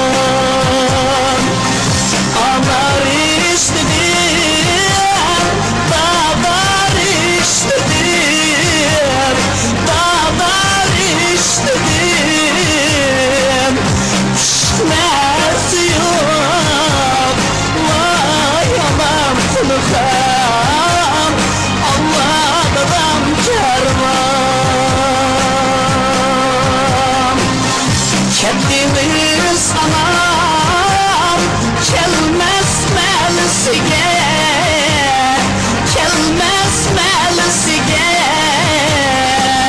Salbikim kulak yetimler nalisiga. Vay anam kulak.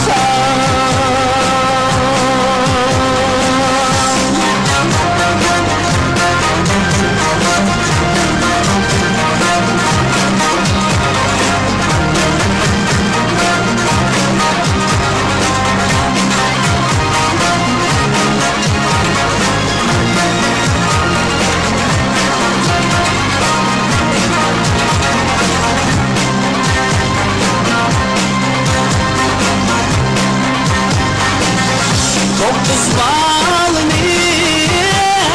bekleyip çoğuntluyum, bekleyip çoğuntluyum.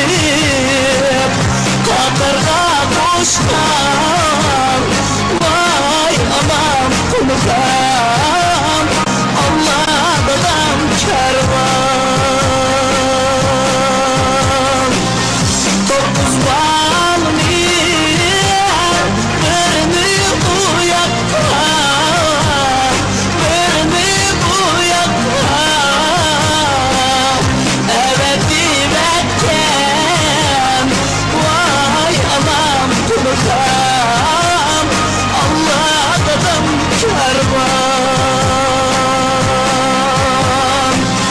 Vay anam anam dövledim anam, dövledim anam.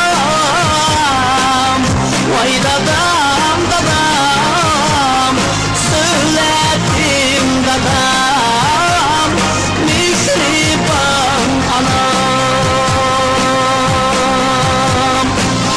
Vay anam anam anam dövledim anam, dövledim anam. Vay dadam dadam söyledim dadam, mihriban anam.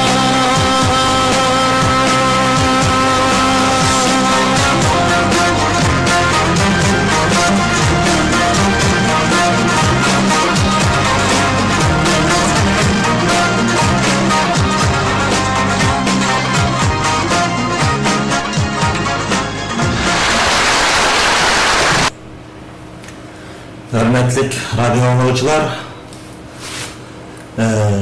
anılar hakkında bir kısım başlarını anlap öttük.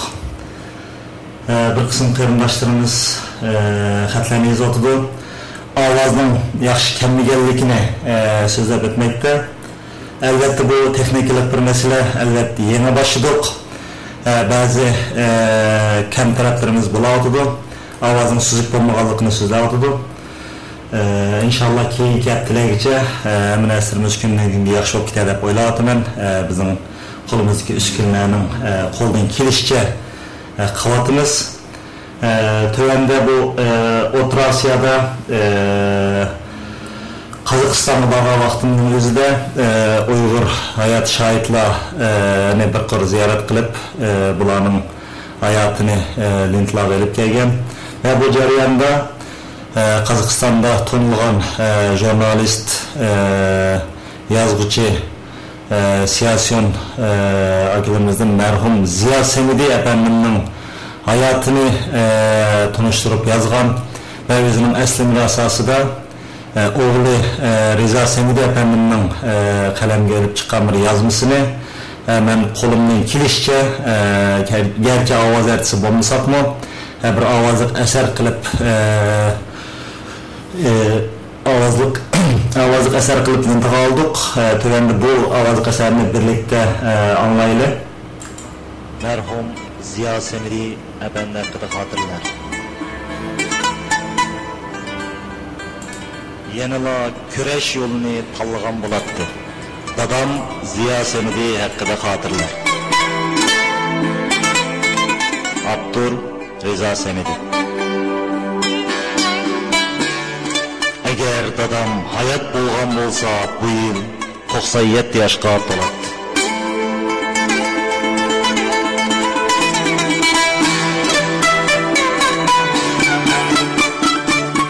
Mana 10 yıldan aştı. O aramızda yok. Lekin onun mağrur istiqomati, nurona o'snida parlab turgan mehr shafqati, o'g'ir besiqi, söz hareketlerindeki qat'iylik, chinlik ko'z oldimdan zodilik etmaydi. Bolaligimdan qalbimga singan dadamning yanılı şu haqiqiy Uyg'ur xos fazilatlari ha hozirgacha menga hamroh va madad bo'lib kelyotdi. 1944-yili oktyabr G'o'ji shahrining Aydurumga butkul G'o'ji shahrining aholisi ko'chib chiqqandi. Ular ota-onalar, qavm qarindosh, urug' tuqqan yori birodarlar 1937-yili Go'mindan mustamlikchilari tarafidan xalq dushmanlari, xoinlar deganga o'xshash tuhmatlar bilan turmalarga solinib, aman qolgan gunohsiz gunohkorlarni olib kelayotgan samolyotni kutmoqda edi. Ularning ba'zilari xushalligidan kulsa, ba'zilari kulib turib yig'laydi.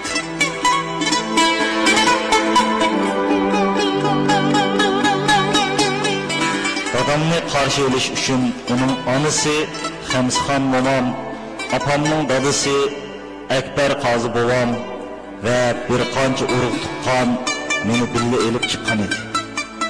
Men samolyotdan tushayotgan odamlarning har biriga taqatsizlik bilan qarab, qaysi mening dadamdir deb ta'mirlatdi.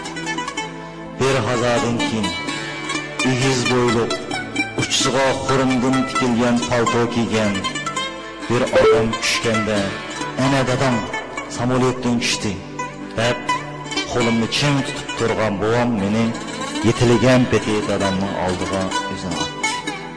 Dadam meni quchoqlab bag'riga bosdi, so'ydi. O qandoqdir bir mehribonlik, sevinish tuyg'usi bilan ko'zini uzmay menga qaradi. 7 yil turmada zindonda yetib, o'g'lini ko'rishga tashna bo'lgan otining xushallig'i albatta cheksiz edi.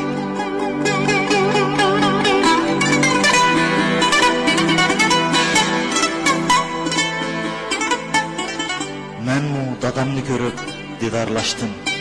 7 yoshga kelib birinchi qatim dada deb uning bag'riga o'zimni otganligimdan shunchalik shodlandimki, tasvirlash qiyin. Shu xushallik kun zodili esimdan chiqmaydi. Ham chiqish mumkin emas. Dadam bilan yuz ko'rishgan shu xushallik daqiqa mening qalliq qalbimda. Mana mening dadam, men otsiz yetim emas ekanman. Men endi dadalari bilan faxrlanib yurgan mahallamizdagi boshqa bolalarga o'xshash beshimni tik ko'tarib mag'rurlanib yuradigan bo'ldim degan o'y xiyollar xayolimdan bir-birlab o'tdi.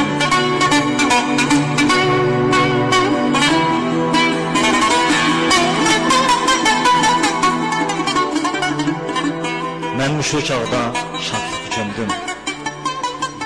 Lekin Xitoy bosqinchilarining turmalarida qiynab o'ltirgan ming'on otalarning ollari uchun u bechora otsiz yetimlarning yuragida hasrat, pig'on, ko'zlarida achchiq yosh, qalbida Xitoy mustamlikchilariga qarshi g'azab, nafrat.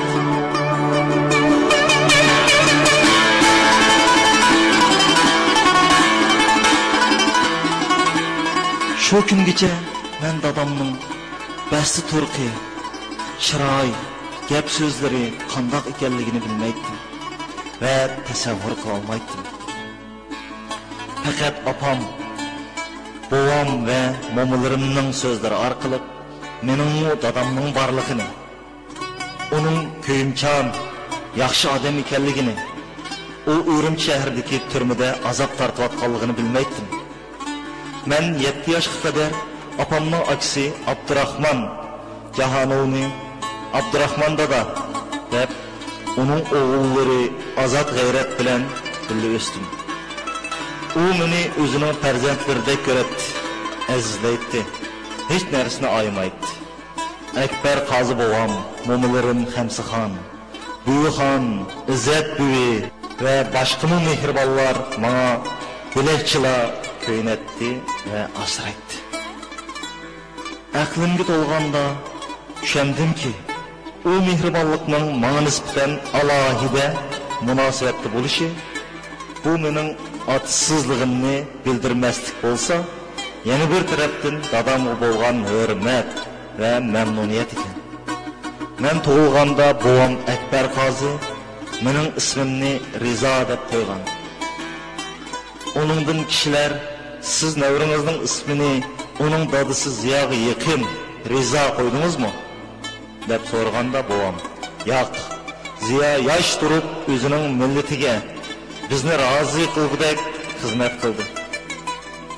Mushu xizmati uchun turmaga solindi. Shundaqla u o'zining izini qoldirib ketdi.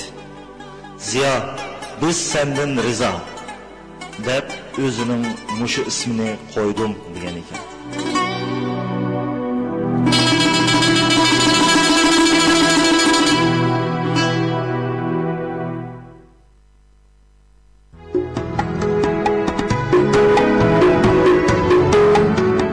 Dadam 7 yillik zindan azobidan qutulib, oilasiga qo'shilgandan keyin mening hayotimda boshqachalar ro'yi qo'shildi. Ko'ngli to'q oilaviy turmush boshlandi. Chunki mening atrofimda meni tug'ib 7 yilgacha qanoti ostiga elib, muallim bo'lib ishlab boqqan, meni tarbiyalagan mehribon onam Hanifam daim bana hemra bulup, beşimni silab, azizligen Hamsixon momam, ko'rmagan o'g'lini ko'rishga tashna bo'lgan g'amguzor dadam var edi. Xalqimizning beshiga tushgan azob uqubatlar, o'rlik, tengsizliklar, minglagan Uyg'ur farzandining zindonlarda qiyin qistoqlarga ilinib o'ldirilganligi, dadamning Xitoy mustamlikchilariga qarshi g'azab nafratini texmo oshirgan edi, tavlagan edi va kurashchi qilib yetildirdi. Turmada jismoniy jihatdan xilli ojizlagan dadam uyda bir necha kun dam olib, kuch-quvvatga kirgandan keyin bir g'oya, bir maqsaddagi millatparvar do'st sabdoshlari Rahimjon Sabiraji, Qosimjon Qambiri, Tayyipjon Haji Bito, Jamoliddin Yahya ve başkalar bilen birlikte muqaddas vatan xalq azatlık görüşüge atlandı. 1944-yılı oktyabryning ahiri 3 viloyat milliy azatlık inqilobi başlanğanda dastlab dadam Sharq Turkiston inqilobi yoshlar tashkiloti kadrlar bölümünün boshlig'i. Qo'shimcha davlat teatrosining va G'o'ji shaharlik 2 rayon saqchi idorasining boshlig'i bo'lib ishlaydi. 1947 yildan 1949 yilning oxirigacha, ya'ni Xitoy kommunistlari Rossiya jangarilarning yordami bilan vatanimiz Sharq Turkistonda, ya'ni Uyg'uristonda o'zlarining yirtqichlik hukmronligini uzoqcha milliy armiya bosh qo'mondonligida polkovnik unvonida razvedka boshqarmasining boshlig'i unvonini, shundaqla milliy armiya organizatsiyasining bosh muharriri bo'lib ishlaydi. Dadam Uyg'urning Uyg'ur bo'lib qilishi, o'zining muqaddas diyori Uyg'uriston o'zi ega bo'lish, mustaqillik ko'rishining eng oliy nishoni. Buni qalbiga yetkazgandilar vatanimizning, millatimizning borlig'ini qo'lga keltira olamiz, maqsad nishonni o'ziga qiblanoma qilgan edi. Shu maqsadda butkul kuchi, aql, farosati bilan ishlagan edi. Shuning uchun u Sharq Turkiston Jumhuriyati mavjud mezgilida qandoqli xizmat ishlamasin, o'z-o'ziga yuklangan vazifalarni jon dili bilan amalga oshirib, yangi qurilgan jamiyatda hurmatga erishgan edi. Uning Sharq Turkiston Jumhuriyatining yuqori unvoni bilan taqdirlanganligi so'zimning isboti bo'lsa kerak deb o'ylayman.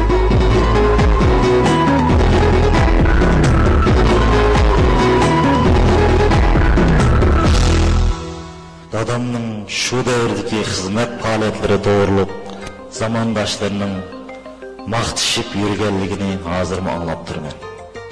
Dadam ko'ngli kang, qo'li uchuq, boshqalarning manfaatini bakrak o'ylaydigan, peshiga kun tushganlarning ishlariga zodil yordamini aymaydigan inson edi.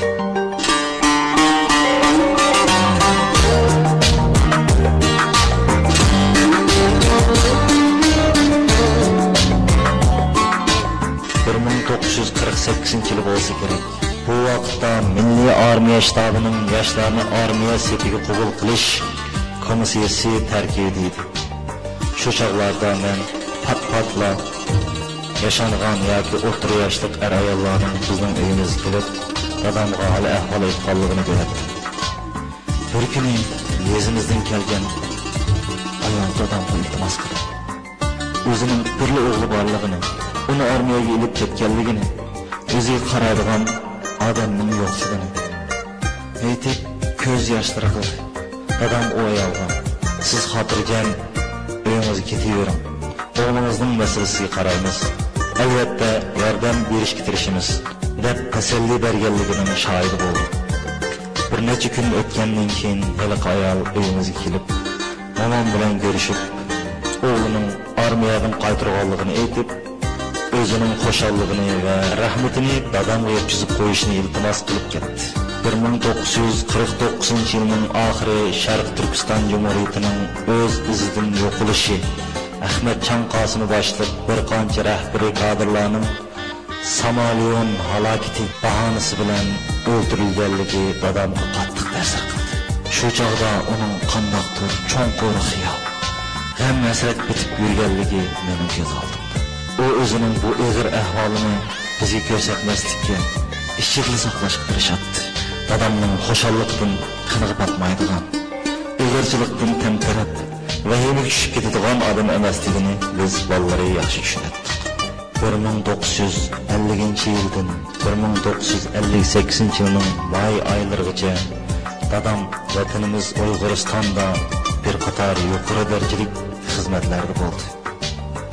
Aldı bilan o'lkalik madaniyat boshqarmasining boshlig'i, Şinjan Uyg'ur Abnum rayoni qurilgandan keyin Ma'arif nazoratining muavin noziri, andin Madaniyat nazoratining noziri, Xalq hukumatining a'zosi, Adabiyot san'atchilar birlashmasining raisi, Uyg'ur Abnum rayoni tashqi ishlar boshqarmasining muavin boshlig'i, Yozuvchilar ittifoqining raisi, Adabiyot san'at yani hozirgi Tarix jurnalining bosh muharriri, shundoqla G'arbi Shimol yani Şinjan, Gansu, Qinghai, Ninsha, Shanxi Adabiyot san'at birlashmasining muavin raisi qatorliq mas'uliyatli lavozimlarda bo'ldi.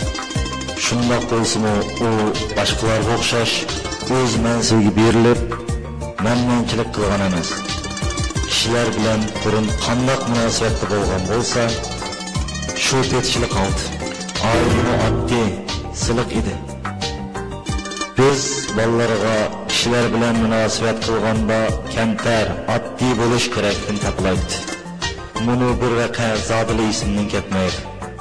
Bir kuni dadamdan meni institutga mashina bilan olib qo'ysin deb so'rag'animda, sening boshqa bolalardan hech qanday farqing yo'q deb, shu bolalardek o'z yo'lim bilan borgin deb javob bergan edi.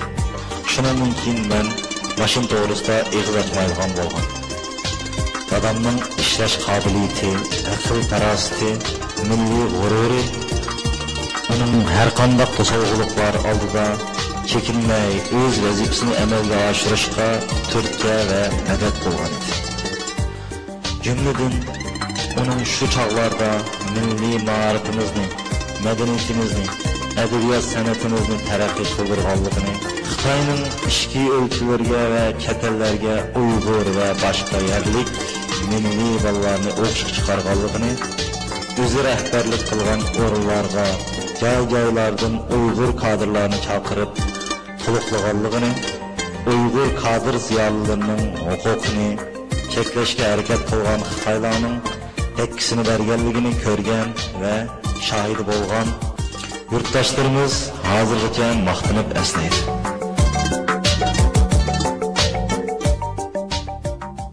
Bir 1956 yılı dadam medeniyet delegasyasını başlap O'rta Osiyoning Qozog'iston, O'zbekiston, Qirg'iziston, Tojikiston va Turkmaniston Cumhuriyetlerini ziyorat qilib, qaytganida uni tabriklab İbrahim Tordi, Abdurrahim Eysa, Uyg'ur Sayrani qatorliq bir necha kadrlar uyimizga kirib kelishdi. Men çay tamoq to'shib xizmatdaydim. Dadam ziyoratdan olgan ta'sirotlarni so'zlab, Qozog'iston, Qirg'iziston, O'zbekistondagi Uyg'ur ziyolilarining tizimini ilib kelganligini, ularni vatanga chaqirib, mutaxassisligi bo'yicha xizmatga o'rlashtirish planining borligini aytdi. O'tirganlar uning bu o'yini qo'llab quvvatlagan edi. Afsus, dadamning plani siyosiy o'zgarishlar tufayli amalga oshmay qoldi.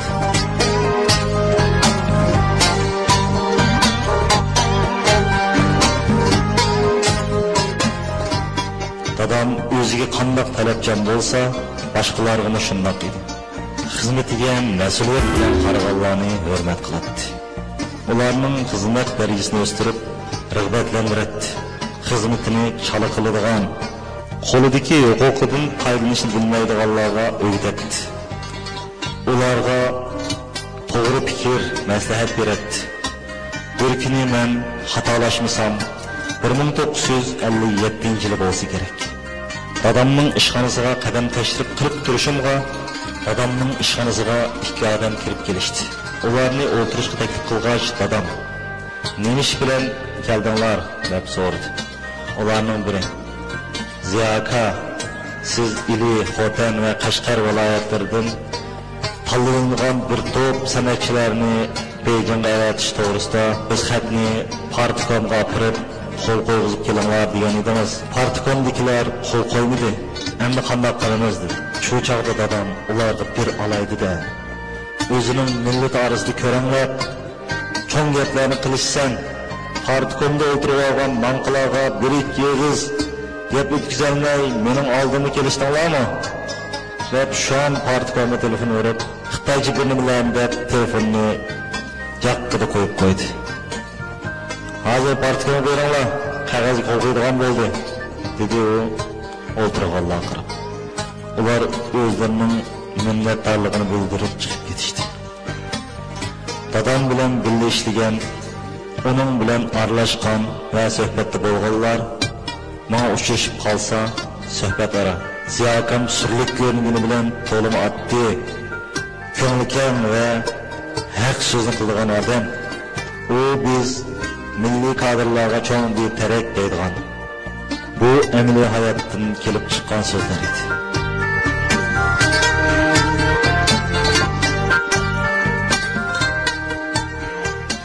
Dadam biz bolalarga nisbatan keng ko'ngil, kuyimchan va talabchan edi. Shaxsiy ishlarimizga aralashib ketmaydigan, u bizning yaxshi bilim bilishimizni, qanday ishni qilmayli, uni oxirgacha yetkazishni, odamlar bilan bo'lgan munosabatda adil, haqqoniy bo'lishni, zodili yolg'on aytmaslikni, g'iybat qilmaslikni talab qiladi. O'zi bir so'zlik edi. Aytgan so'zini takrorlamaydi. Shunga u gap qilganda diqqat bilan tingshaydim. Shunga munosabatli bo'lgan bir voqeani eslab o'tay.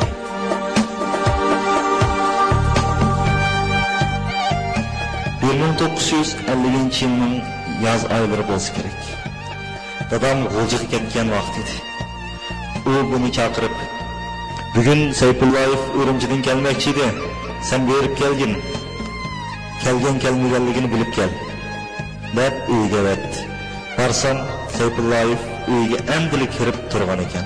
Men uduqdimmi yoki dadamning so'zini yaxshi tushunmadimmi?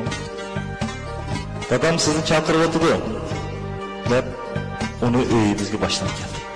Uning kirib kelayotganligini ko'rgan dadam menga shundoq alaydiki, men tengirqab o'rnimda turib qoldim. Dadam Sayfullayev bilan salomlashib ko'rishgandan keyin, "Kechiring, men sizni kelgan bo'lsangiz oldingizga berib ko'rishay" deb balamni oldingizga avatsam, u tushunmay yo'ldan kelgan sizni avara qilibdi deb xijolatchiligini bildirdi. Biroz paranglashgandan keyin Sayfullayev chiqib ketdi. Shu amon dadam meni chaqirib, "Men sana Sayfullayevning kelmaganligini bilib kel degandim. Gap qilganda sening xiyoling qayerda edi? Uni keldi deb oldiga berishim kerak edi. Noat sat ish bo'ldi. Bir gap qilsa diqqat qilib tingla. Undaq qilmasang bugungidek satish bo'ladi" deb nasihat qildi. Shu voqeadan keyin dadam gap qilsa, biror ish topshirsa diqqat bilan tinglaydigan, topshiriqlarni o'z vaqtida o'rnaydigan bo'ldi. Dadam kishilarning xushalligiga shodlanadigan, g'am qayg'usiga echinadigan va yariylik bo'lishga tirishadigan odam edi. Esimdan zotila chiqmaydi. 1957-yili yoz edi. Bu vaqtda dadam Abdunum rayonlik madaniyat nazoratining naziri edi. Bizning oilamiz Ma'rif nazorati joylashgan Qo'rg'uchidagi O'stanning to'van tarafidagi Gullik bog'dagi 3 xonalik uyda turadi. Hozir u bog' vayron qilinib, ko'p qavatli uylar silinib, Xitoy ko'chmanlari bilan to'liq to'shgan. Dam ilish kunlari nazorat xizmatchilari va ularning bolajoqlari, atrofimizdagi xulum qo'shnilar bog'dagi gulzorlikni arlab hardiq chiqardi. Yaqin qo'shnimiz To'xtaxon va uning rafiqasi O'rnisaxon oilamiz bilan kirish chiqish qildigan. Ular 2 bolasi bilan bog'ning orqa ko'chasidagi Kat'al mehmonxonasiga oradan 2 xonalik uyda istiqomat qiladi. Bir kuni kechda uyimiz oldidagi uzum barama oldida dam olib o'tiradi. Qo'shnimiz unisini yo'qqa kirib keldi-da, dam olib o'tiradi. "Ukam, Ziyo akam uydimi?" "Men muhim ish bilan kirdim" deb so'radi. Men uning iltimosini dadamga yetkazdim. Hayal qilmayla uyga taklif qildi. To'xtaxon dadam bilan salomlashib, biroz tortingandek bo'ldi. Dadam: "Hey qo'shna, biror muhim ish chiqib qoldimi?" dedi, uni o'ltirishga taklif qildi. Mehmonxona rahbari uyimni setib ber deb kelinimga kirib oldi. "Sotmasang baribir tegishli o'rinlar orqali olamiz" deb aram bermay o'tdi. O'zim ishlayotgan qatnash idorasining boshliqlariga ahvollarimni aytib, yordam qilishni iltimos qilgan edim. Ammo ularning bu ishni qilishga kuchi yetmaydi ekan. Tunugin Qurbonovning, ya'ni Ma'rif nazoratining ma'mur noziri biz bilan qo'shni o'tirgan. Oldiga kirib yordam qilishni so'ragan edim. U "Sening ishingga aralashmayman. Eng yaxshisi Ziyo akamga murojaat qil.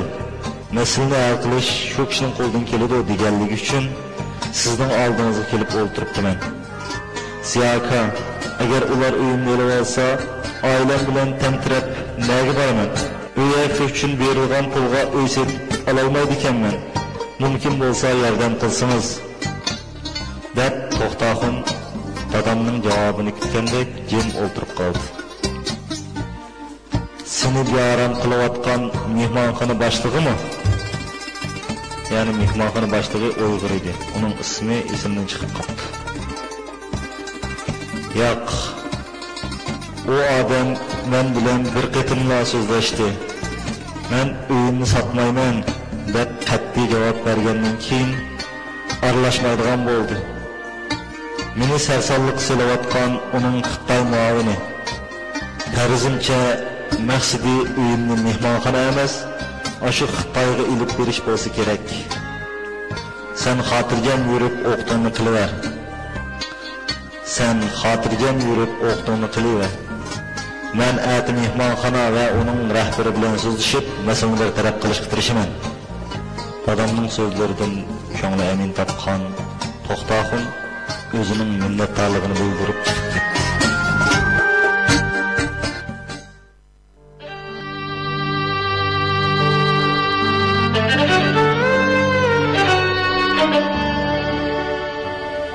Kundan keyin uyimizga kelib o'zining xushalligini va roziligini bildirdi. Ziyo aka, mehmonxona boshlig'i nimalarni deganligingizni bilmayman. Bugun ular meni chaqirib, noto'g'ri ish qilganligini tan olishdi, deb kulib qo'ydi.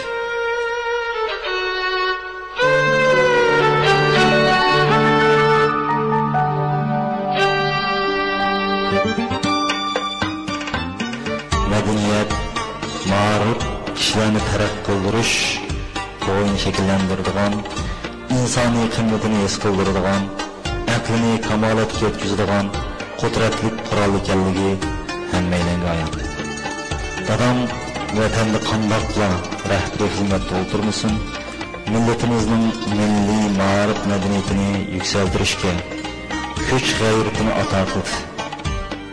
Dadamning yoshlarimizni o'qitish, iqtisodiy yordam berishdek ishlarning shohidi bo'lgan va uningdan faxrlanadigan milliy ziyolilar, kadrlar ko'p.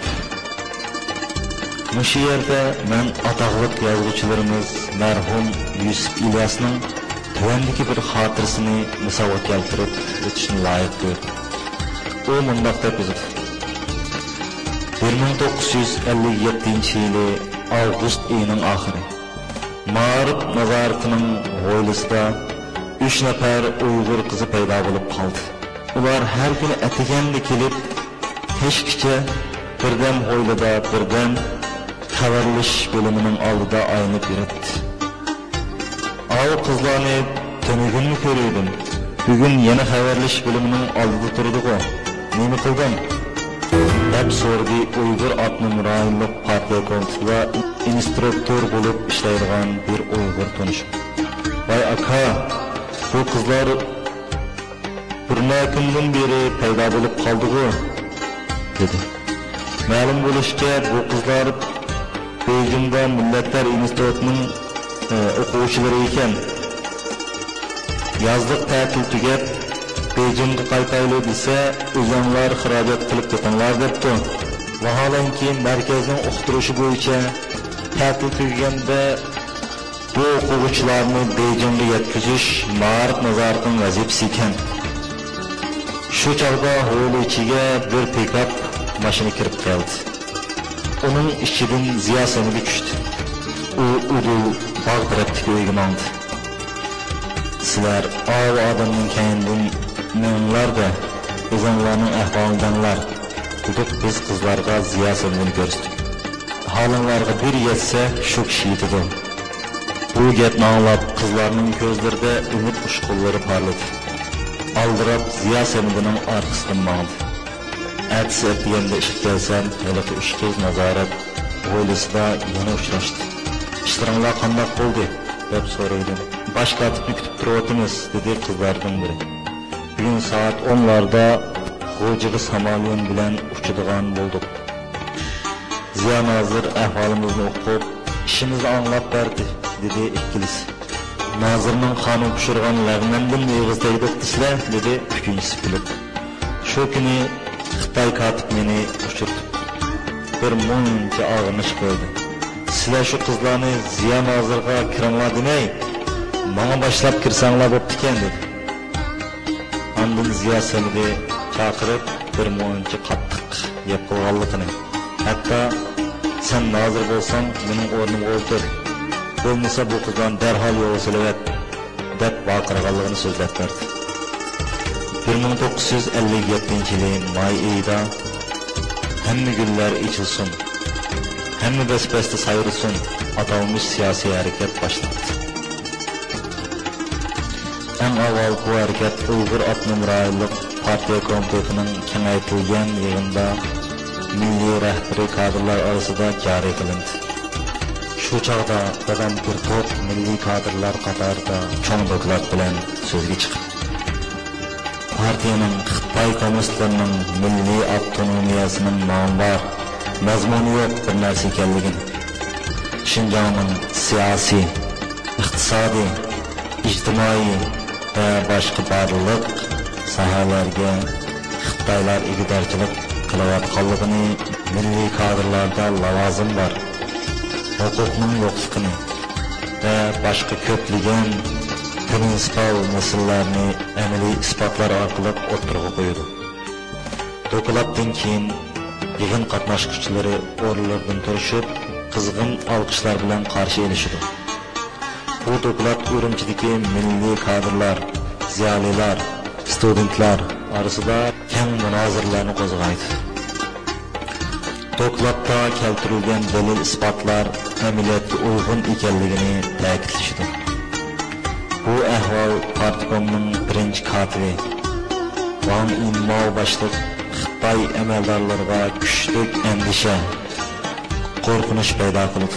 Ular keskinlashayotgan vaziyatni besish, uni o'zlarining qo'liga olib boshqarish qo'yib tushib, 1958 yanvarda Beijingning ko'rsatmasi bilan Uyg'ur Avtonom rayonlik partiyasining kengaytirilgan kurash yig'inini ochdi. Uning birinchi nishon zarbasi dadam siyosatida boshliq İbrahim To'di, Abdurrahim Eysa, Abdurrahim Saidi, Abduz Qari qatorliqlarga qartilgan edi. İntayin ig'ir, qiyin istoqlarga ilish, yuragini mujish uchun qo'llanilgan dahshatli qisos cho'qonlar ba'zilarini tamtirib qo'ygan bo'lsa, ba'zilari ularga chidamay qo'rqqanidan afu so'rashga, to'qlashga boshlaydi. Ba'zi birlari yana chechining uchidan oyog'igacha, tirnoqining uchigacha millatga men fido deb maylis berib yurganlar. Mansibimdan tushmasam, mashinamdan ayrilmasanglar deb yolvordi. Lekin dadamni bosh egdirolmaydi. U tuhmat, qo'rqitishlarga pisand qilmaydi. Dokladda ko'rsatib o'tilgan dalil isbotlarning haqiqat ekanligiga chin turdi. Yig'inni boshqarayotgan Xitoy amaldorlarini, milliy munofiq aktivistlarni masxara qilib keldi. Mana shu chog'da Xitoy mustamlikchi gazangilarni inkor qilib bo'lmaydigan faktlar bilan pash qilgan dadamning dokladini o'rinlaridan to'shib javob kelib qarshi olganlarning ko'pchiligi bir dilda o'zgarib, dadamni ayblashga, haqoratlashga o'tganligiga qarab hayron bo'lgan.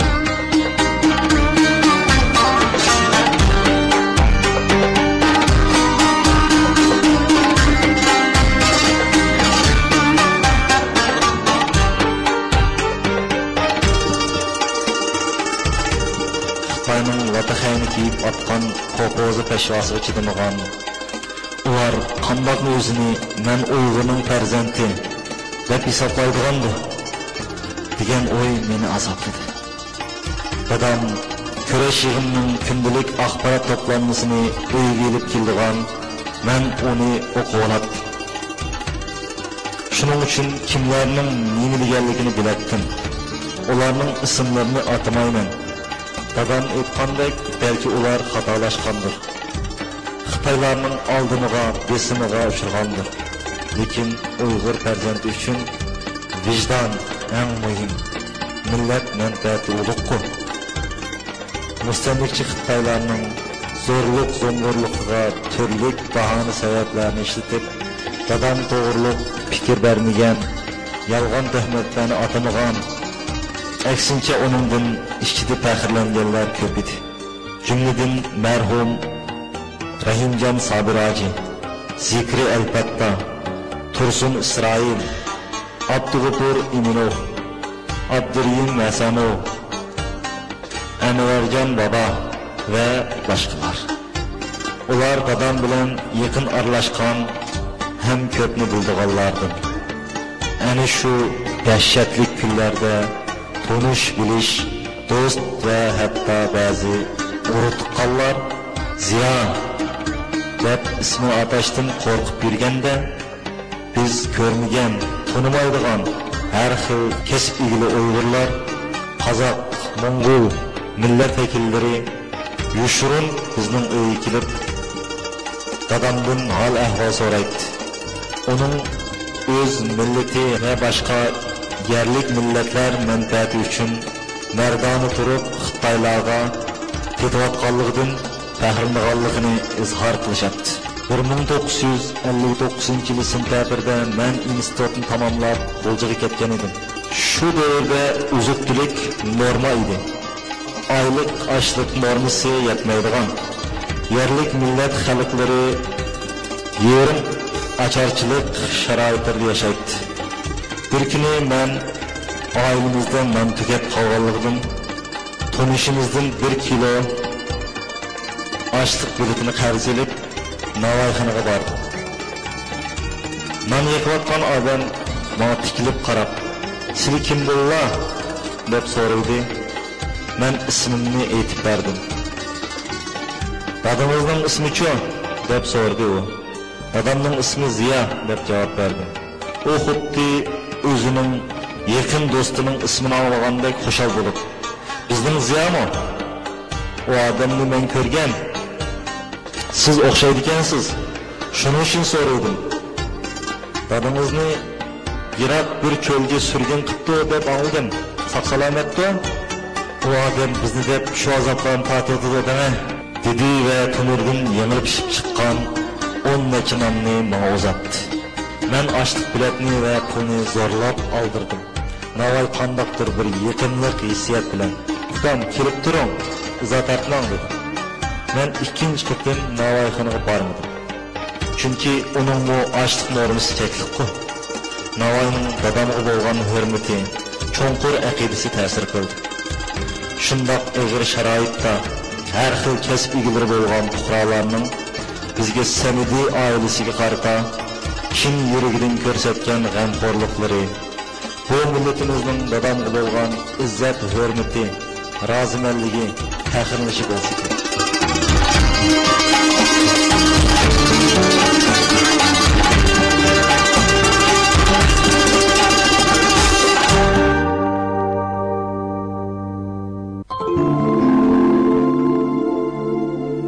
Xitoy mustamlikchilari va ularning millatimiz orasidan chiqqan Xitoychan malaylar dadamning egilmas irodasini sundirish va tizbik turish uchun qancha harakat qilsa-mu, ular ko'zlagan maqsadiga yetolmagan edi.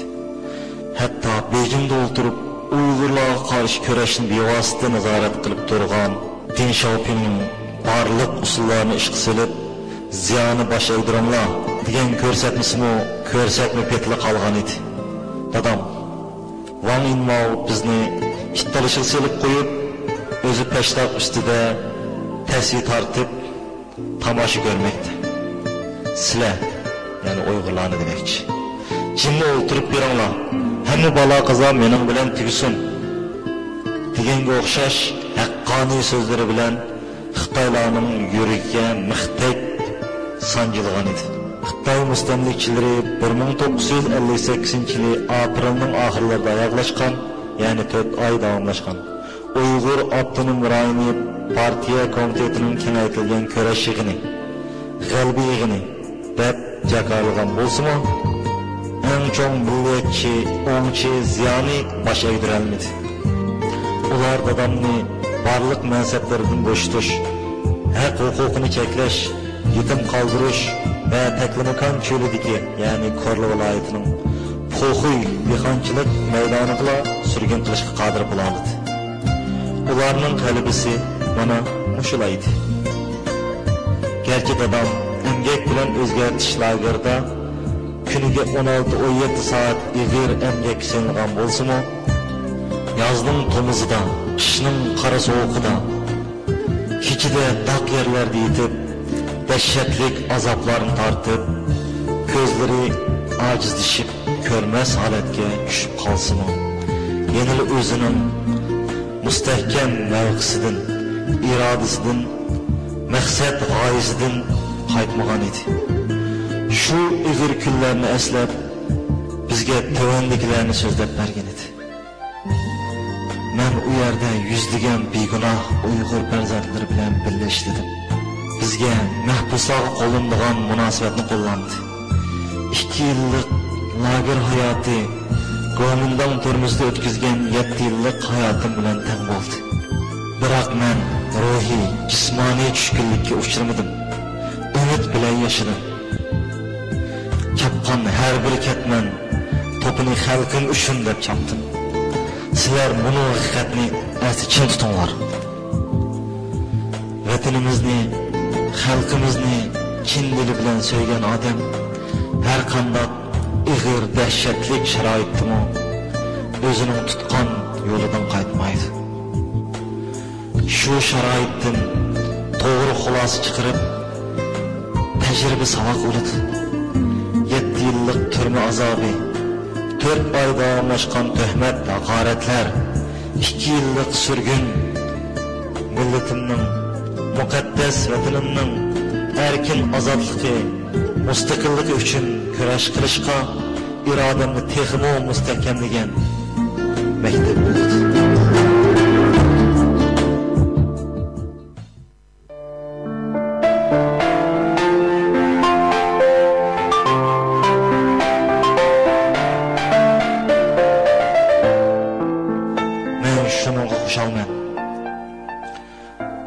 Dadamda odamlarga qarata adovat saqlaydigan, o'zini yomonlaganlar bilan o'chakilishadigan xislat tamoman yo'q edi.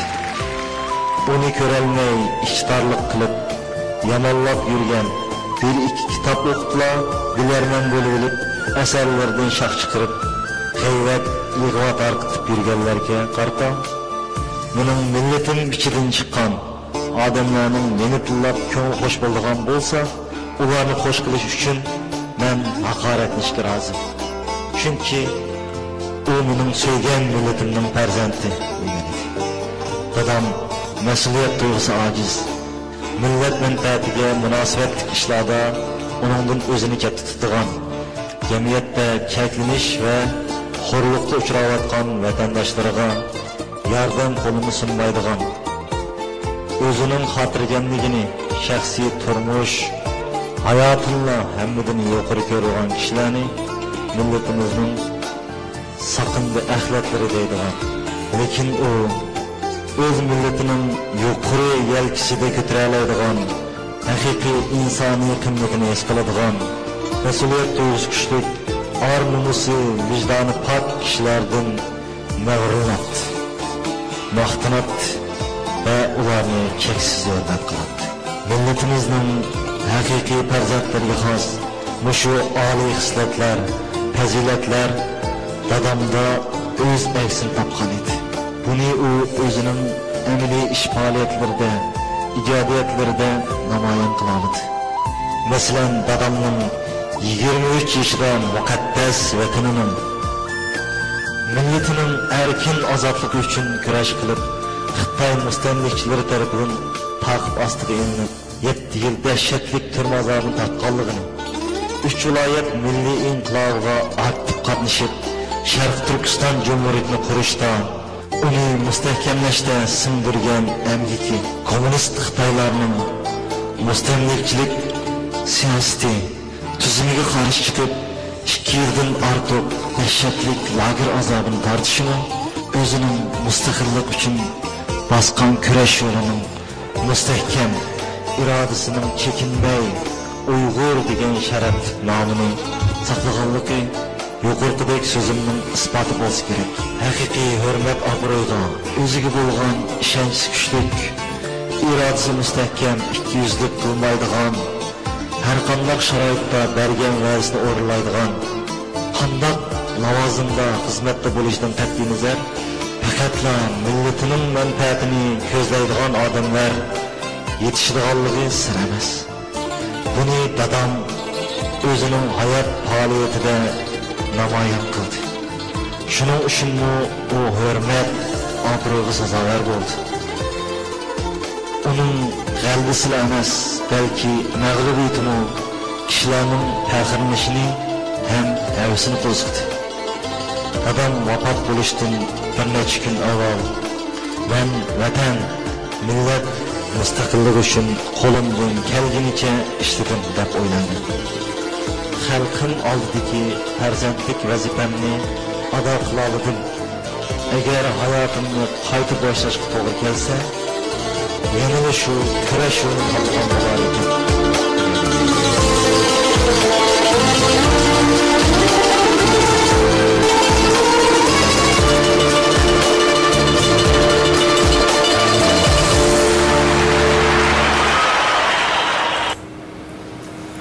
Hürmetli radyo anlıqçılar, yukarıda merhum Ziya Semidi Efendim hakkında tayarlanğan məxsus bir avazlık eserini birlikte anlap öttük. Kırımdaşlar, bu hatta məxsus bir mehminimiz bulmay kaldı çünkü yukarıda dep ötkendim. Zeynura İsa Hanım bilen deyişip koyğanlığımız için başka mehmanlarga aldın ala bir haber kılınmagan. Ama belki anlayatqanlar bo'lishi mumkin. Naq maydonga kirib bir narsani degan bo'lishi mumkin, ammo anglab turgan bo'lsa kerak. Belki bu radio qayerdan qayerga qanday bo'ladi deb bir xil ikkimiz orasida taraf tutamdi, tutmamdi, ma'lum bir tashkilotga bog'liqmi deb his qilayotganlar bo'lsa kerak. Bu radiomiz hech qanday bir tashkilotga bog'liq emas. Bütün tashkilotlarning bütün Uygurlarning ortak bir ovozi bo'lib davom qiladi. Bugungi radioning davomida shu Uyg'ur tarixi qiziqadiganlar bo'lsa, Uyg'urlarning shu Qozog'istonda yashayotgan tarixchilarimizdan Qosim Masini efendim bilan o'tgan yili hayat şahitlerimiz nomida bir Erik TV uchun o'rinlashtirilgan suhbat xotirasiga e'lonlangan ovozni programның ahırıga bir saatlik şu Uyghur tarixi hakkında özünün göz qarashlari, o'ylaganlari, yazgan kitapları hakkında elip berilgan suhbatni hazır sizlarga anlatıp o'tamiz. Diqqatinglar şu yine radyomuz bo'lsin. İnşallah kelar hafta yine yakshanba kunisi çok yeni bir mehmonimiz bilan birlikte şu azatlık yolunda izlenish temisi bilan məxsus söhbətlərini o'rinlashtiramiz. Elbette aklımdan kelgan har qanday fikir, takliflar bo'lsa, haftaliklarda bevosita, yani Abdurahman Öztürk nomiga email yoki Facebook narsam bo'ldi yoki Facebook'taki Erik Uyghur Radyosu yoki Twitter'da Erik Radyo degan nomlarda ichilgan sahifalarga yoki email orqali erikradyo@gmail.com bunun yo'llasanlar bo'ladi. Torbat adresimiz albatta bilisizlar uyg'urradio.com. O'sha orqali har haftaning yakshanba kunisi 3 soat naq maydondan davom qiladi. Bugungi programmamizni hozir mishada Qosim Masini efendimning hayoti bilan birlikda oxirlashtiramiz. Diqqatinglar Qosim Masini efendimning o'z hayoti va o'tirib chiqargan emgaklarni Uyg'ur tarixi haqida maxsus izlangan bir o'tir asrlik tarixchilarimizdan birisi ekan. Qani birlikda anglaylik. Assalomu alaykum muxlislar. Abdurahman. Endi vaqtinglarni, qimmatli vaqtinglarni bo'lib, bugun meningdan shu kichkina suhbatlashaylik deb vaqtinglarni bo'lganinglarga rahmat. Endi savol qo'ydinglar, o'zimni sizlarga tanishtiray. Men bunu O'rus familiyam Masimov Qosim, biroq buni yozuvchilik nomim Qosim Masimi. 1945-yili Uyg'ur rayoni Shunqor degan seloda dunyoga keldim. Dadam bilan apam addi shu nima ishlagan diqqatchi. Dadam shofer bo'lib ishlatdi, apam shu Yetizda. Keyin men kichik cho'ng bo'lgandan keyin 5-6 yoshda dadamlar bizning yangi qurilgan buni Yarkat nahiyasidagi savxozga ko'chib bordi. Ashada cho'ng bo'ldim. Maktabga kirdim, maktabga kirib 10 yillik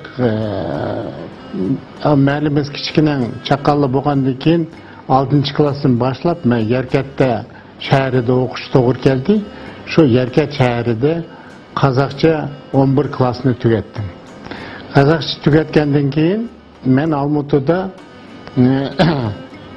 мұны сельскохозяйственный дейді, яғни шаруашылық институт оқушыға түстім. Оны түгітіп, Талдықорғанда проектный институт дейді, яғни инженерный проектный институт ба, шыныңға xadım болып işe kirip eşede işledim. Eşede işlep жүріп bölendim. Hayalim 4 balam var. 2 oğul, 2 kız. 3 balam ailesi var. Ayrım durdu. Kendi oğlum bile öyde. O hazır kolejdeydi. Şu kolejini tüktü atını. Üzem Оқышны ешін түгеткенден кейін мені әрбей қызметке тәкліп қылып 27 жыл әрбей қызметте ішілдім. Әрбей қызметте ішіліп жүргенде мен Али Заң институтыны, Али әскен саясат шунасы институтыны түгеттім. Шуны түгітіп қызмет қылып çoğun начальник отдела дейді, отдел başlığıgacha көтеріліп, кейін саламатлығымға балаван мен дәмішқа шықтым. Ben pensiyadaydı, dәмішқа шыққандан кейін енді қолым бош еді, айлымға ішілдім, балырымды чоң қылдым, hökumetке ішілдім, енді милletімге мишлей деген ой келді де. Şunun öyle bizning onda Uyg'urlar ko'pincha arab grafikasida o'qigandan keyin shu arab grafikasini o'qay deb arab grafikasini o'rgandim. Arab yezig'ini o'rgandim. Oldin ola o'zim xizmat ishlab yurganda burun Xitoy hieroglifi deydi, Xitoy tamg'alarini o'rgangan. Şunun öyle bu tamg'alarni o'rganib, arab yezig'ini o'rganib, o'zim o'rcha yaxshi bilgandan keyin şu kitapxonalardan Uyg'urning tarixiga kerakli narsalarni izlab, tepib, bir necha maqolani yozdim. Endi u rayonlik gazet, oblastli gazet, viloyatli gazet ekan, buni respublikanskiy gazet deydi, davlat gazetlarga e'lon qilgandan keyin bir kuni bir akam meni taklif qilib deydi, "Voy, sening maqolalaring shunday yaxshi-ekan. Senin kolundan keldiğin işke biz sana yardım kılaylı, maddi mi yardım kılımız, kitaplarını mı verimiz, sen Uygur'un tarihini yazsan kanda, bu şu tarihi yazıp bassan, benim de nurgun kitaplar var, toplanmalar, bırak yeşim kep kaldı, gözüm açar körüdü, degen, İbadullah Mamirov degen akam bana arta taklifini koydu. Şununla boptu aka, eğer de yardım bulduğum bolsa, endi ben özüm pensioner, o benim hicretim yetmeydi dedim. Biz sana yardım kılımız, sen kitapını yaz dedi. Şunu kitapını yazışka kiriştim. Kitapını yazganda birinchi buloqning ko'zini yechish kerak. Agarda buloqning ko'zini yechib, o toza suv eqib chiqsa, o suv oyog'igacha toza bo'ldi. Agarda o'tirdin uni oyog'idan unisini o'standan bo'lsa, eriqni tozalsan, buloqning 5 loy bo'lsa, ya'ni shu loy suv kelaverdi.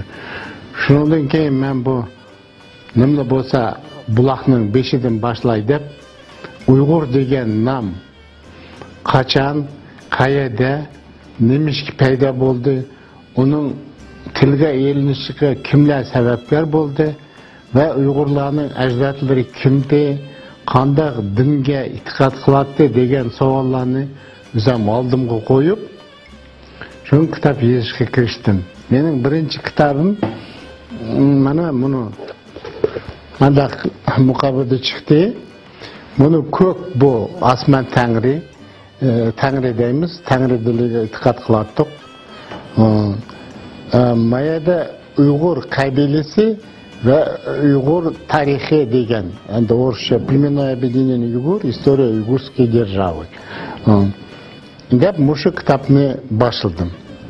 Endi bu kitobni boshlaganda bu manbalar qayerdan deganda asosiy manba endi Uyg'urlar qadimiy zamondan beri Xitoylar bilan qo'shni qarim-qatnash yasab turgan millat bo'lgandan keyin birinchi men Xitoy manbalariga ko'ngil bo'ldim. Xitoy manbalariga ko'ngil bo'lganda u yerda endi normativ akt deydi, burungi yeziqlar bo'lgan, har qanday tamg'ılar bilan, har qanday suratlar bilan bir-biri bilan ashtaq so'zlashadigan, bir-biriga tushundiradigan. Normativ degan o'zi bir xil tizim alfabeti yozilib, so'zning tizimi ilmiy turda elinib, endi so'z azgan nima предложение deydi, o'rischa endi uni kichkina men qiynalyapman, o'sha shu предложение qanday yasaldi, shundan boshladim. Rivoyat, afsona, azgan og'iz adabiyoti deganlar endi bo'ldi, bo'lgan bilan ular qo'shimcha kirdi. Endi bu kitaplarga masalan birla Xitoyning manbasi desak, u chalib bo'lib qoldi. Shuningga endi qo'shimcha men musulmon manbalari, Yevropa manbalari. Endi bu manbalar bir-biri bilan bog'lashmaydi. Bular shu Uyg'urlar to'g'rida Yevropa manbasi nim deb yozsa, Xitoy manbasida ular qanday o'tadi? Deb bo'lmasa musulmon manbasida ular qanday yezilgan? Shularga ko'ngil bo'lib, undan tashqari arxeologiya deydi, qazma, ilmiy qazma ishlardan tepilgan kitob, buyum, ne bo'lmasa boshqa bir faktlarga dalil chiqqan olimlarning emgaklaridan foydalanib bu kitobni chiqardim. Bu kitobni chiqarganda ko'plagan odamlar mana har xil o'y fikrlarni aytdi. Biriga ular yoqdi, ko'pchiligi yoqmadi.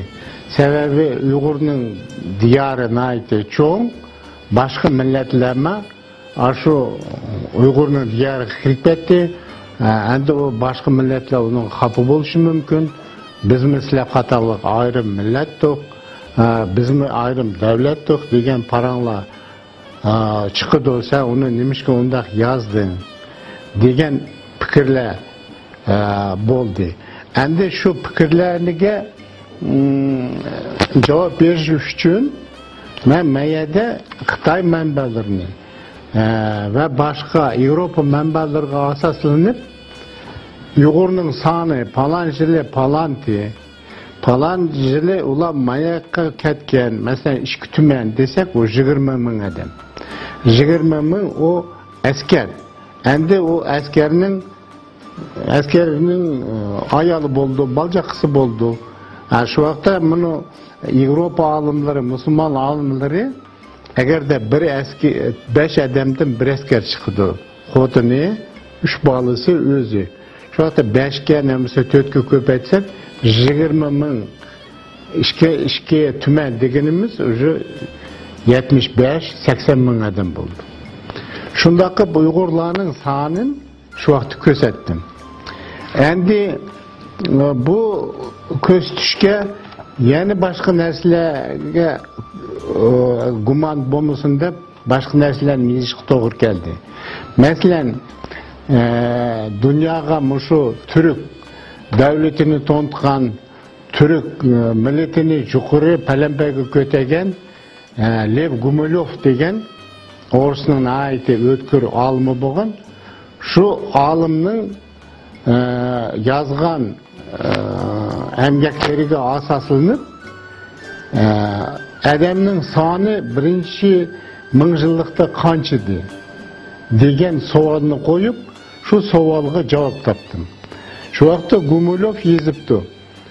Birinchi mingжилыкның oxirida dunyo yüzüning adamning soni 275 milyon ki. Eğer de 275 milyon adamni dünyaya çaçıdığan bolsak, mesela Xitay en nurgun, Indiya, onundan keyin bunu Avrupa ve başka regiondaymiz ülkelerge bölüdigan bolsak, u yerda adamning soni belgili bo'ladi. Masalan, O'rislarning manbalariga asoslansak, buni Sibir deymiz, hatta mushu Qozog'iston deymiz. Bu yerda nurg'un yerlarda adamning soni ozdi. Masalan, 4 kilometr, 5 kilometr mansang bir adamni ko'rsa, bunisi ko'maysa. Hozir adamning soni ko'paydi. Endi burun palanda xalq bo'lgan, palan qabila bo'lgan desek, onun soni bo'lishi kerak. Shu sonlarga ko'z yugetsem, adamning soni shu Gumilov aytgandek, nayte bir ancha ko'p emas, chaqanaroq nimalar bo'lgan. Endi ashunga qarab adamlar ko'pincha mal bilan mashg'ul bo'lgandan keyin shu mal bilan ko'chib qo'nib yurgan. Bo'libmi Uyg'urlarning ajdodlari ular ko'pincha ko'chman millat bo'lib, shu ko'chmanlik bilan shu milin beqib yayloqda yaylab, qishlab ashab yurgan. Keyin o'zinglar bilasizlar, buni Xitoyda yetti davlat cho'qishib, axiri Sin imperiyasi Shi Huangdi degan hamma yetti davlatni biriktirib bir millat qilib, bu sepilni, davlatlarni bo'lib turgan sepillarni buzib, buni hullar bilan chegaralash rayonlarga sepil so'qildi. Uni Xitoylar uzun tam deydi. Asli onun yezilishi uzun tam. Sebebi bu uzun. Uyg'urlar uni Xitoyning sepili deydi. O'rislar Великая Китайская стена deydi. Endi onun velikligini bilmayman endi. Biroq endi sepilning egizligi, kengligi, shundoq endi u yerdan at mandaq tutsin, adam shot qo'yib o'tishning o'zi tez. Endi o sepilni mandaqni sep qo'ymagan, masalan 70-100 metr yerda qarovul turdi. Qarovul turadigan o'rni bor. Sepilning kengligi shunchalik, uning to'pisida otliq askar, hatto gaybirlarda harullar mangdi. Endi o'zinglar bilasizlar, mandaq bosh yerniga qo'rq yasaganda, o qo'rqni kengaroq yasashga tirishadi. Sebebi şu qo'rqning ichi, uning yeri, qo'rqning sirti boshqa yer deganda, shu Xitoylar Xinhuadi hukm qilganda talay yerlar Uyg'urning, Hunlarning yerlari Xitoylarga sepilning ichida qolib qoldi. Endi u sepilning ichida qoldi degan so'z ikki davlatning bir-biri bilan kelishmasligi, sho'qishi, bir-biri degan ranjish chiqdi. Endi mushni bilgan Hunlar birikib, Qaraxon deymiz, Qaraxonning balasi O'g'izxon Hunlarning 5'ini qo'shib biriktirib, bir millat, bo'lmasa bir davlat qurdi. O davlat birikdik, birlashdik, uyudik, bir-birimizga yaqinlashdik deb nomini Uyg'ur qo'ydi. Bu Uyg'ur deganda uyi degan, endi birlashgan degan, g'ur degan kuchli, g'ururi kuchli deymiz-ku. Uyg'ur degan birikkan kuch degan ma'noni berdi. Uyg'ur. Endi u qay vaqtda bo'ldi desak, o miladimizning burun 2009-yili birlashgan. Endi u birlashgandan keyin kichik qabilalar endi sizlar chatni qamanglar, bizga qo'shilinglar deb ashta qo'shildi. Buni masalan musulmon manbalarida o'tadi bu, Yevropa manbalarida o'tadi va Xitoy manbalarida o'tadi. Endi şunu birleştirgen Oğuzhan'ın özü, men Uygur'un kağani, men Uygur'un patşası, men töt tarafta özünün hükümdarlığını mangılışım kerek degen fikir niyetidir. O fikir şu Oğuznama degen kitapta yazılgan. Bu kitap o Paris'in Fransa'nın bir şehirde müşkemgiçe saklaklık. Yani bu arkeoloji tepilgan materyal, onunla hiç kim şek keltiremedi. Endi şunu nurgun alımlar aşının kayıl gelip, aşı Oğuzhan Toğırlık kitapını asası muşu da tonuydu. Endi o Ruslarının ne olsa Avrupalıların o tonuğundan başka Uygurlardan bölek. Onun Xitaylar nimdeydi degen savol tug'ildi. Xitaylarning masalan Shizi deydi. Shizi deganimiz kunda yozilgan dnevnik endi kunda yozilgan manba.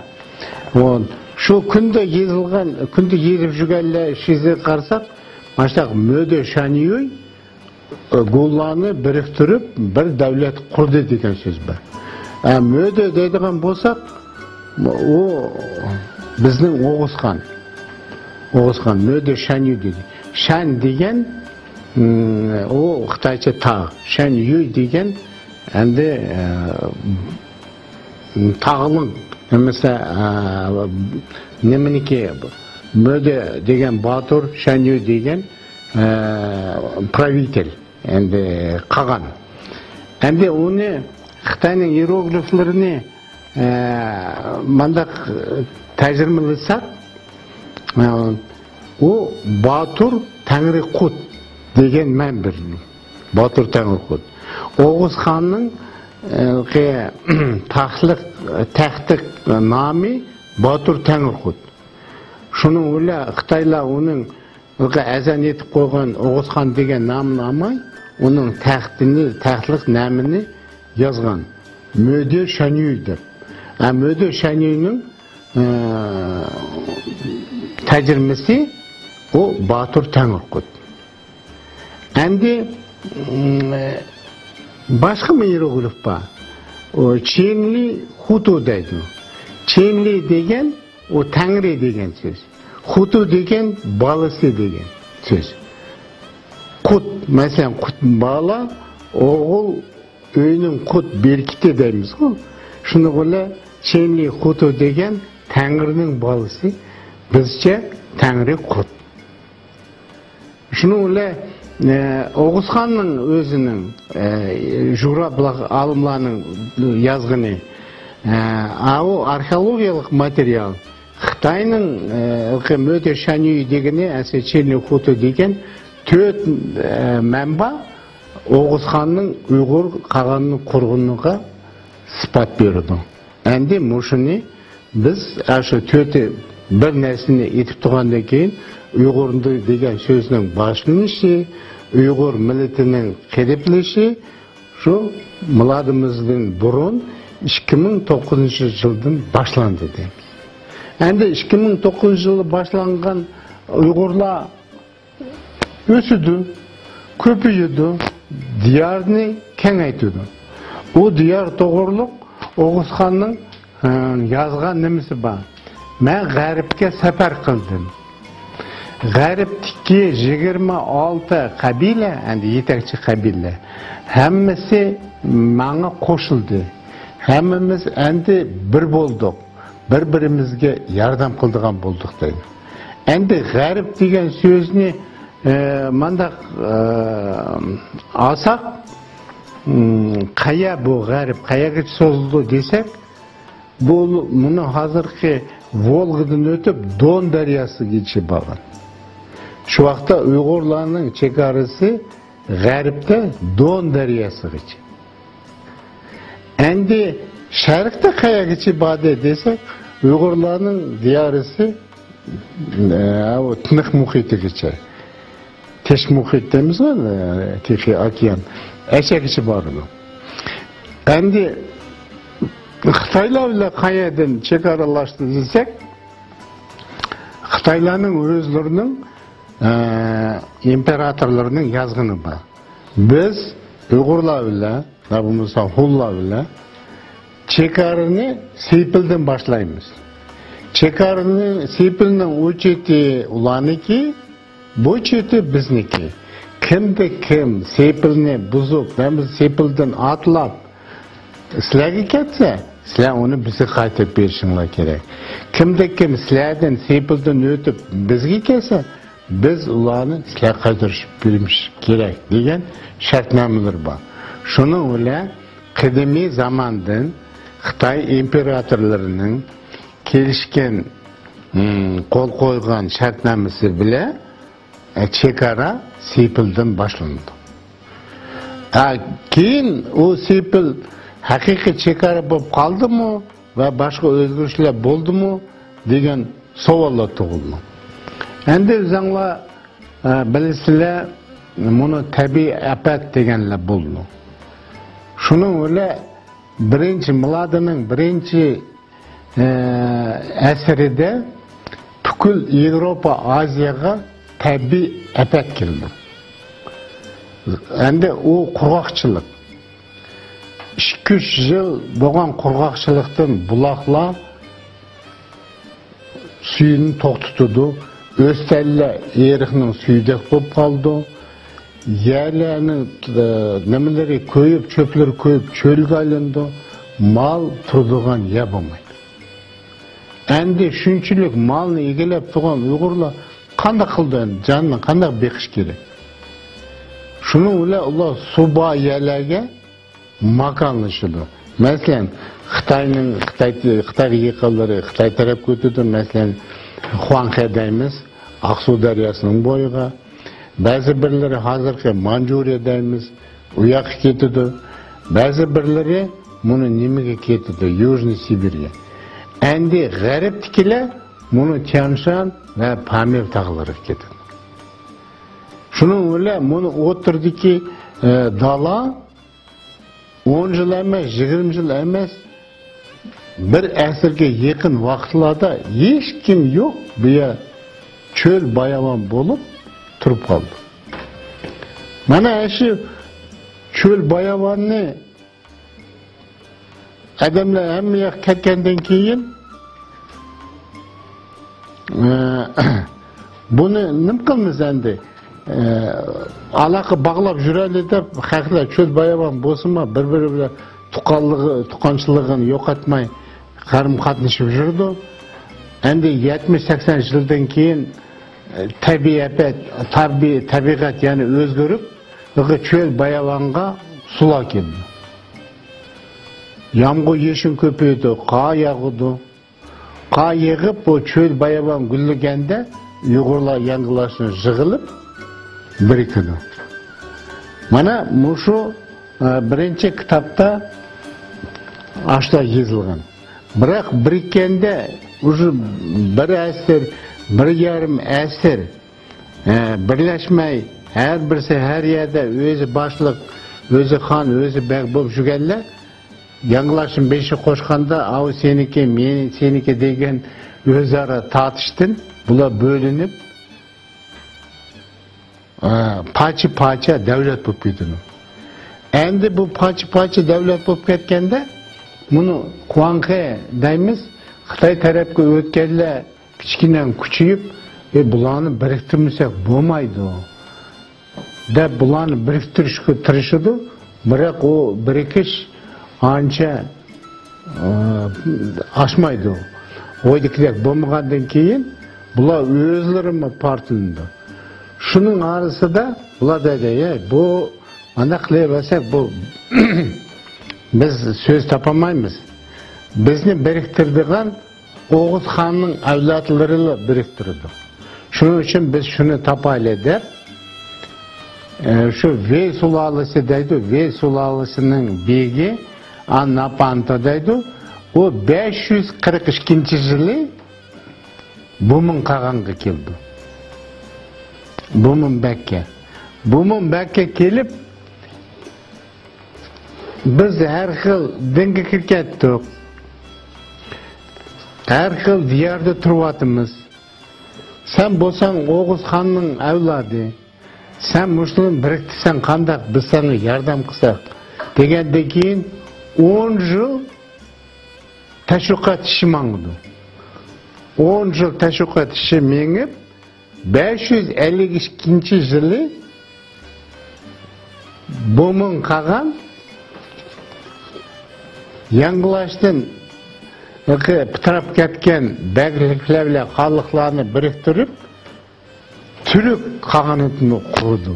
Mana buni kitobda shu Türk qag'inati qanday boshlandi, qanday kimlar bo'ldi, ular qanday diyorni kengaytdi, qanday dillarda bo'ldi, shu yozilgan. Endi bu kitobning muqobisi buni Tangri osmon, buni yo'g'on dugulak o kunga tabobat qildigan, kichik dugulak o ay, mesela ay gül, ay büyü, ay turgan, ay yoğan dugulak toqtaqun, savtaqun, emtaqun, emtaqun degandek. Ama şu ay ile günün şolusu da böyle. O hakiki mendak böyle emez. Endi Allah'ın bir Uygurlarga evetken periştisi böyle şekilde bu Oğuz Xan'a Oğuz Xan'ın avlatlarına g'arbga yo'l manganda yo'l ko'rsatadigan to'tim. Mana mushu muqobilni mushuni qo'ydim. Kitobning asli nomi Uyg'ur tarixi ko'k turk davlatiga bag'ishlangan degan so'z bor. Nimishga ko'k turk bag'ishlangan? Sababi hamma dindagi, har xil dindagi Uyg'urlar birikib barlığı Tangri asmanga beqinimiz, Tangri dindimiz, shuning uchun bular biz ko'k turk, ko'kdiki, ko'kka biz beqinimiz deb birikib diyorni hozirgi Qora dengizgacha kengaytirdi. Endi bu ko'k turk davlatima nurg'un hayot sürmeydi. Bir yerda alimlarning ichida tartishma, biroq bir narsani aytib ketish kerak. Bu turklar qanday bo'ldi? Bu Uyg'urlar Turkiya qabilasiga kirdi, turk tilidagi millat degan so'zlar bor hozir ilmda shu o'tirib qo'yilib kelyapti. Endi Uyg'urlar men dedim Oğuz Xan o bo'lgan bo'lsa milodimizdan burun 2-asr, 3-asr Türk davlati bo'lgan, baljaqlari yo'q. Shuning bilan bu xon qanday qilsa ham momay bilan sho'qdi degan. Men seni javuz qilaman. Men sening bilan kelishmayman. Sen unda aytdi bu bunun enesi Esimi'nin balısı yani Esimi Karaçörin degen gibi vardı. Bunu kan bulmadı bu. Bu kasapet oldu. Beni uzak saparga ötüp benim oradan vesveren kıldı. Mümkün emez. Kana mümkün emez. Başkalarının soru. Karaçörin soraydı. Sorusu açtaktaydı. O iş plus jıga askerini hazır bir vesveren kıldı. Mana ayta qilib Türk qag'inati yo'qoldi. Qisqasi. O'zaro hech kim buningga birlar ekanligi. Shuning ular bular Xitoyga bo'ysunadi. Qiyni sudek chechiladi. Eski buni bizlar yetib жүрген kultegunning dardisi qutuluq birlikni yangilashdan oldi. Birlikni elib u Ünde ikinci Türk qag'inati deb butun. Birlikni ag'anta dedi. Endi yerga yozdirdi. Hey, Türk, sen xatolaşadiganga nait usta edemsen. Sen ko'rmaslikka nait usta edem. Bir-birini o'ltirib, podshohlikdan og'irlab mushkamga keldin. Sen qachon sana yiqil kirdi? He? Sana biz xanını bəsək mi, xanını tutanmadın. Qeynin südək çiçildi. Deydi bana Kultegen degen bana Türkiye berip, Kultegen'in heykellige nemeni endi burun o taladılı tuğan onu muzey kılıp saldı. Türkiye. Nurgun çıkardı Mongolya'da turdu. Eşede aşı yazıklaba. Şunu öyle bula nemeni aldı, birlikini. Birlikini eğilip Türk kaganatı yani nem boldu, güçlü devlet oldu. Devlet olup, Hanza devlet alışıp, o Magellan degen kagan ne oğu bir öldürdü. Tony Cook degen Ejil'le öldü, Kulturgun öldü, Magellan öldü kendin keyin Hanzadalar birbirinin içinde çokuşup kırılıştı. Kırılışıp bula iyi olamağandan keyin Uygur degen namını saklap kevatkan. Esken o bu kanda kan. Eskerini jıg, men sana asker bermen. Deydi şunu öyle töremen asker jıgın. Askerini jıgatkını anlar. O niyet onu Şabalya Khandaydı, taslık namı. Bu kınatısıga, Suy sulalısının paçasıga kat yazıldı. Vay mena yığır gün düştü, maçta boldu degenden keyin o deydi. Burun senin ayalın menin kızımdı. Sen endi şu ayalının can yoldaşı, sen mi menin balam. Sen beni dada dep tanısan, ben seni oğlum dep tanıyım. Oğlumni saklaş, bana periz. Ben kolumdan kelgen yardımını aymayman. Şunu öyle Şabalyo, Türk kağanı, neme, Suy sulalısının patçası, Ligvan, bula gelişip, hem güçünü töremen tarafga, töremenin adamları gidedi. Endi boğan iş boldu, ölgen mama öldü. Şokuşunun neme acısı ba, kan töküşünün acısı yok, koyunlar der. Bu töremenin adamlarını birbirine karşı koymay, hasta bula tartıdı. Töremen aznavlakla adamla kaldı. Aznavlak adamı kalgandan keyin avar hallığı duran hanның Hanzasıgdaydı. Hey, senin dadan öyle dadanın ufukunu hemmini kırgan, onu töremenin dadısı muğan kan. Sen endi üçünü amam sen müşmüldü. Bu yalnız kaldı. Degenden keyin avarlar gelip töremenin ordusunu verini çıkarıp adımını kırıp taşladı. Töremen şu kaşkandan kaçıp Karaçorum'a geldi. Vay tukan bu mu de? Hemmisi bana karşı oldu. Sen bana panı boğmasan bu mu de? Degenden keyin boptu. Sen benim endi tukunumgu Veyrod'dan bırat endi. Bıratının balları. Ben sana Bukhar'ını vereyim. Bukhar'da sen han bol deydim. Şu an töremen ki Bukhar'ın han boldu, yedik adamlarını toplaydı, sepil saldı, 3 yıldan keyin Karaçorun dedi. Töremen sen endi nalog mındak degenini töremense dese ya, ben sana bekmayım. Ben özüm patça, gerek olduğun bu sen bana bir. Bu neymiş kılsın? Ben senin 5. gün düşkende Bukhar'ı han kılıp saylap, seni kollap kuvvetledim. Endi sen bana karşı çıkının kanda. Bize ya ben sana boysunmayım. Şunun öyle bu Mongolya'da tuğan niyetinin enesi ucu han boğan Şabalyo'nun ki. Çolu hanға arz kıldı. Ve bunu töremen edememezken. Ben şunçuluk yardım kısam endi mena boysunmamadı. Bunu hemimiz birikip bunu ucukturaydı. Şunun öyle mayakta tabgaçtaydı Xitay'dayımız endi. Xitay mayaktaki Kaganat, Çolokan, bunu Karaçorun hemmisi birikip töremenin askerini vesivaylarını çıkarıp özünü tutup 10 tağaға әріләні қамап, әшу әрі қамаған тава немеге төрмені өзін тірек сепла тағаның ағызын балап таштайды.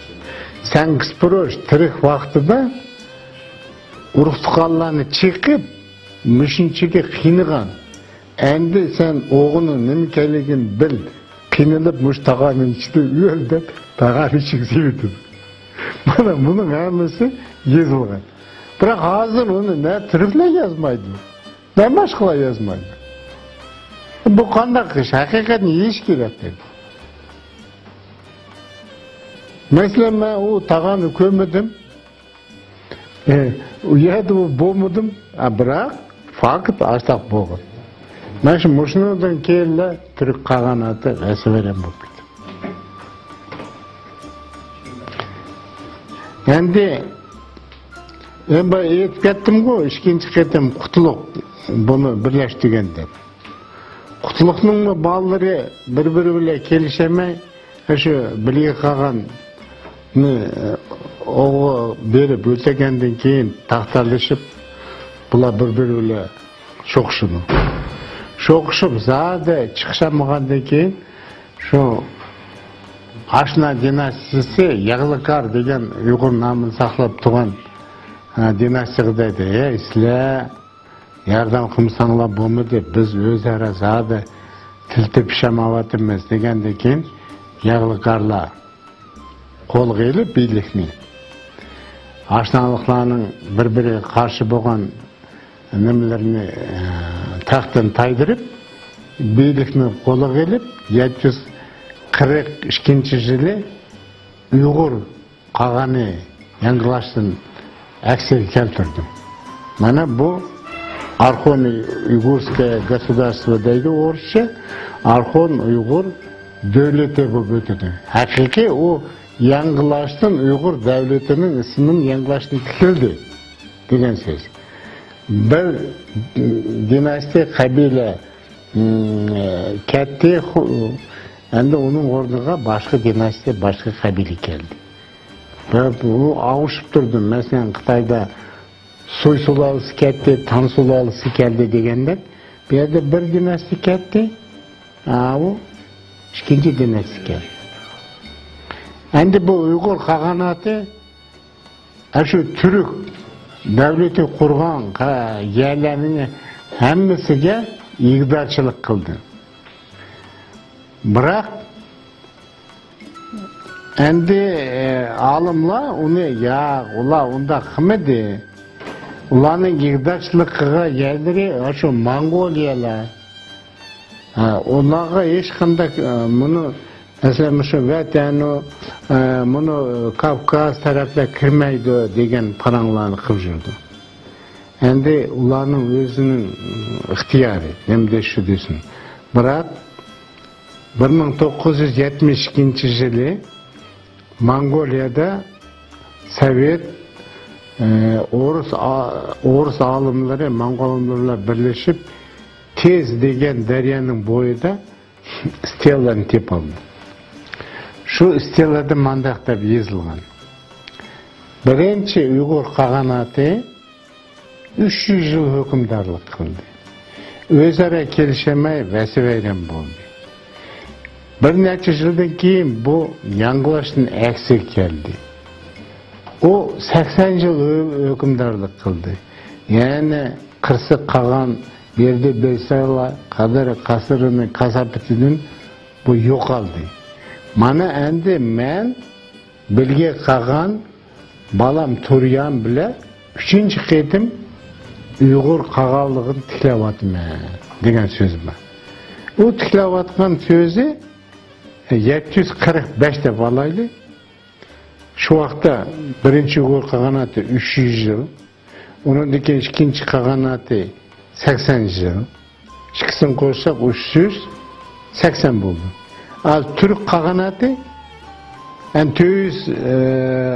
745'ten 380'ni iyi etsen, o vaqt Türk Kağanatı yok olup çıkıyor. Çaktı bu arkeologiyalik menba vaqtda yağan mı? Bu rast. Endi matematikалық yol ile 300 yıl hükümdarlık kıldı деген қай жыл desek, Oğuz Xanның kurgan miladımızdan burun 209 Әңіскен Oğuz Xanның ең ақырғы балысы тақтını үштіріп қойған 93. Üçünü koysan 300 yıl çıkın. Bunu 300 yıl onu Hun devleti dedi. Hun devleti emez. Bana arkeologik materyal boyunca bu Uygur Kağanatı birinci. İkinci Uygur Kağanatı 80 yıl. O nemeneki Türk Kağanatı 552'den 600 palampay yıl. 632. 632'den 552 neye vatsan 80 yıl. Ve Türk Kağanatı diyen ikinci Uygur Kağanatı. Şu an Türk degen söz şu Uygur kendiliğim ben bunu arkeologik materyaller turdum. En baya ben onu Xitay menbesiga, Müslüman menbesiga, Avrupa menbesiga asaslandım. Onun koşumça terilini paydalanıp derle, böre, Elxan degen sözlerini, Xoton degen sözlerini menisini ettim. Endi bunu tötінші арифметическим путем, математическим путем доказано қай жылдар. Мұшының әммесі ұйғыр деп тұрса, біз оның қанап көз жұмыз. Ұйғыр әмес ол. Ұйғырлар түркі кірді, яғымысы башқа кірді деген сөз ол, натоғыр сөз ол. Шының үшін хақиқат, ол хақиқат бір, ол ішкі болмайды. 5 факты хақиқатını дәлелдеп тұрды. Onu delillegendeki hakikatine yetişki doğru geldi. Hakikat şu. O hakikat birge yakudu, birge yakmaydı. Yani adamın özü psikologiyası hakikatini izleşku. Hem din hakikatini tesirleydi, hakikatı işinidu. Hakikatini izleydi. Yani biz Müslüman dini, Fatiha suresini okuyumuz. 5 vaqt namazda deb turib haqiqatdan mandaq chatga chiqsak, bu qanday bo'ladi? Bo'lmaydigan narsa bu. Ba'zi bir narsalar odamlarga, g'aybirlarga gumon soldi. Endi qaraydi gumonni. Manbalarni axtaraydi. Qo'shimcha bir narsalarni izlab topaydi. Agarda ular ashunchadek faktlarni tepib, mening buni işlep çıkarıp üzerine koyuvatkan meselemge karşı işlerini ağdırıp etediğinde faktılar tapsa, ulanın ihtiyarı. O vakti ben hiçbirine hatalaştım. Eğer onda faktılar tapamasa, onda faktılar yok olsa, o vakti onu andak söz, mandak söz de bir yetişinin acıdı yok. Endi Ahırki kitabımdan yeni bir kitap var, onu hakem ettiğime o bana bunu Uygur tarihi Porbacın doğruluk faktlar dedi. Şimdi bunu birden bir kolga algan mesela Rusya memleketinin medeni planıga kirgen nurgun alımla yüzlügen studentlar her xil şehirlerden, her xil respublikadan kelip muşdan katnaşkan bu yerde tuvalıqlar deydi. Biz asli Uygur'un evladı.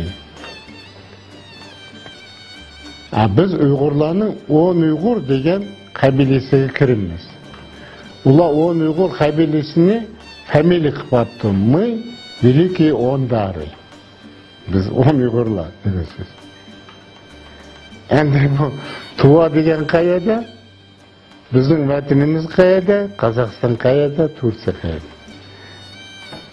Agarda Uygurlar shu yerlarga berib marsaq imoratlarni solsa, moshundaq taraqqiyotga yetsa, albatta ular ayti kona, ayti ilmiy turda yaxshi taraqqiyot qilgan millat va davlat bo'lgan. Shuning uchun Uyg'urlarda bir necha yeziklar bo'lgan. Nimishga bir necha sababi her xil din bo'lgan. Her bir dinni kirish uchun u o'zining yezig'i, o'zining nimasi bo'lish kerak. Sebebi dinni haqqa o'rgatish kerak. Masalan, Hristiyan dinidagilar o'zlarining yezig'i bor. Buda dindagilarning o'zlarining yezig'i bor. Musulmon dinidagilarning o'zlarining yezig'i bor. Sebebi dinga bog'lashlik birdan bir dinga keraklik o dinni taqitish. Dinni taqitish uchun o yezik oldu. Uyg'urlar bir necha dinda bo'lgandan keyin ularda har xil yeziklar bo'lgan. Ashni asosan qurgan Uyg'urlar. Endi qisqacha fikrlarim menda mushu. Buni kitobni o'qib bizanglar ko'ringlar. Ba'zi bir savollar tug'ildi, ba'zi bir faktlarni yana qo'shimcha pishirdash kerak.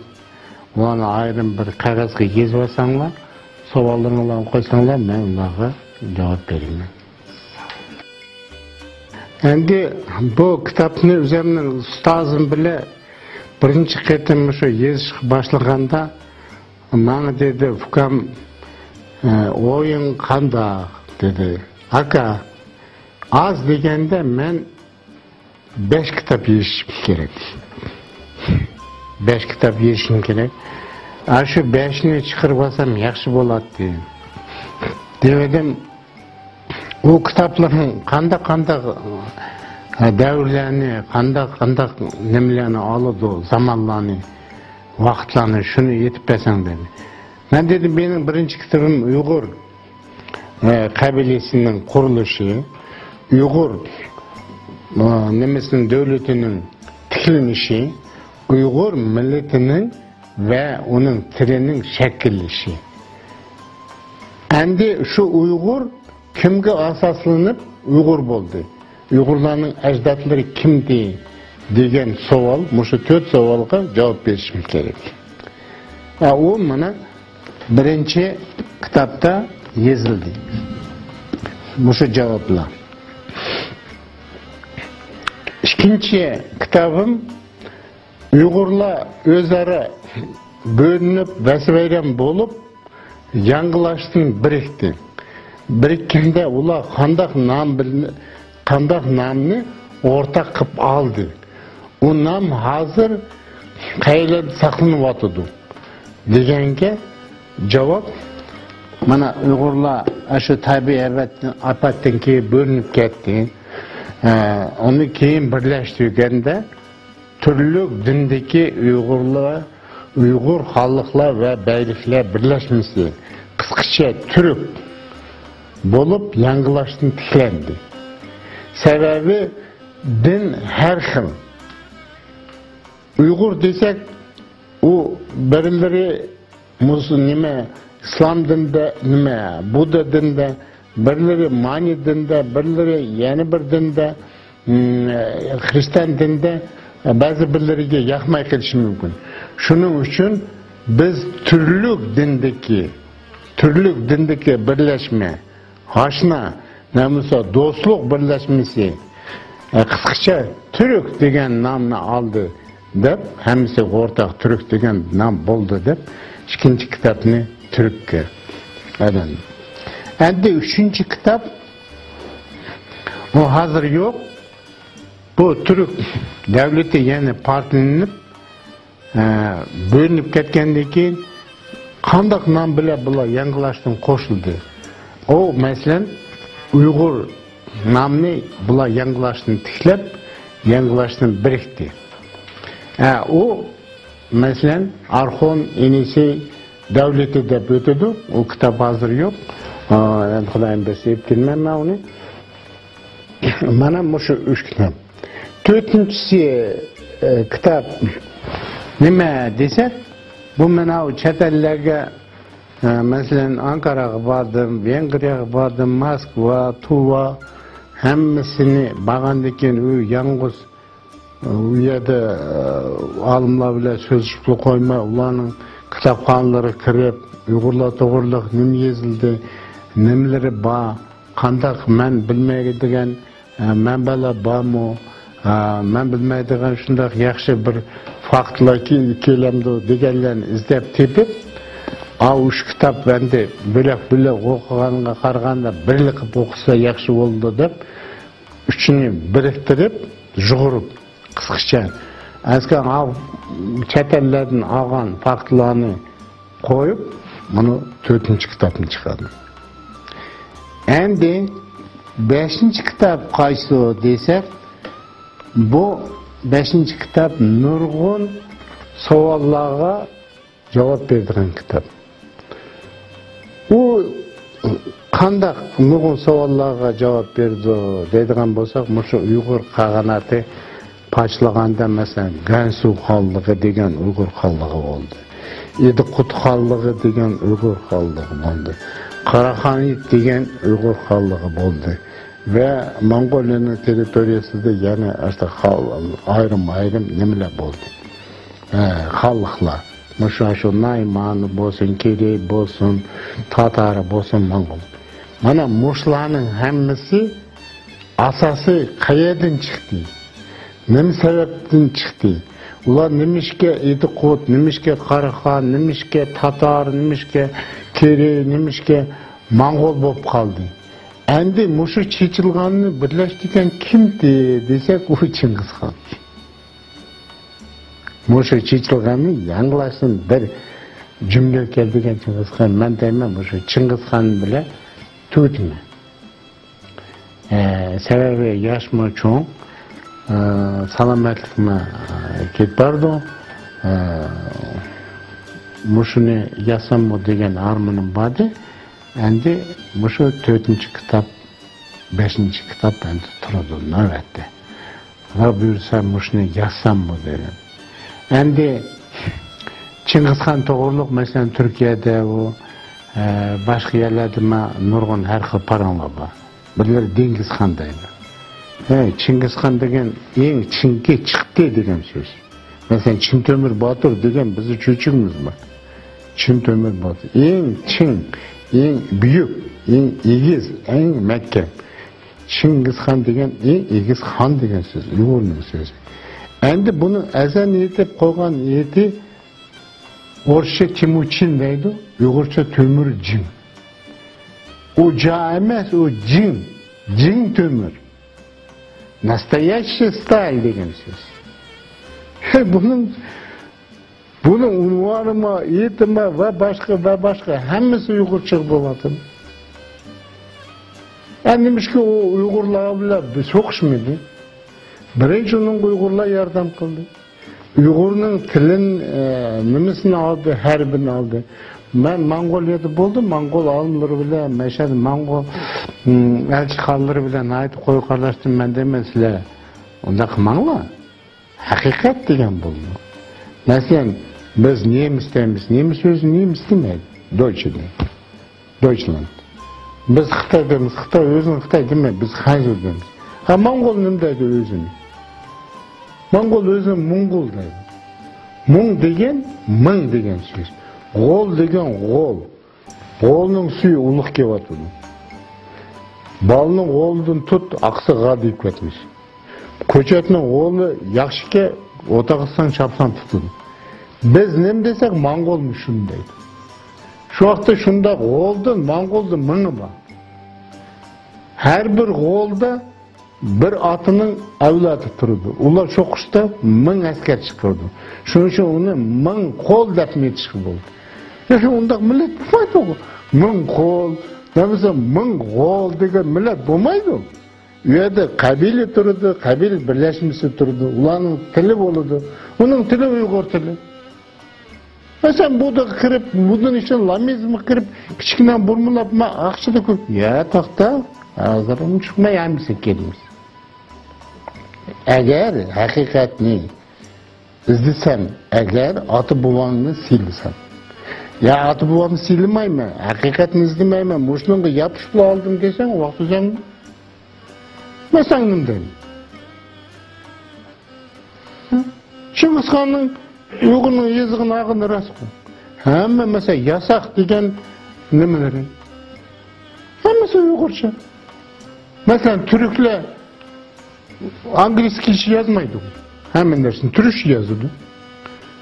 Fransızlar Неміс yazmaydı o, Fransız yazdı. Немешке Моңғол bir devlet şunda titirtip tuğan Uygur'un yazığı oluyor. Eğer de Uygur bulmuşsunun nüm керек? Biz hazır Arap yazığı. Arap yazığı emez. Arap yazığıdaki Uygur yazığı. Arap grafiksiga asaslangan Uygur yazığı. Onu açılış gerek onu. Endi yana bir mesele var. Endi plan. Hazır mesela ben Kazakistan'ın nemesi gраждане. Doğup östüm, okudum, yetildim. Devlet dili, Kazak dilini bilişim gerek. Halkara til, Orus dilini bilişim gerek. Dünyaya tanılgan til, Angleski için mümkünçesi bilişim gerek. Burunmu açtaq zaman bu. Burunmu hakla şununla kirişkan. Burunku dünya tili Arap tili boğan. Sebebi Arap halifatı şunda kuşluk olup taraf-tarafga hükümdarlığı mangızgan. Halkaralık til o Pars tili boğan.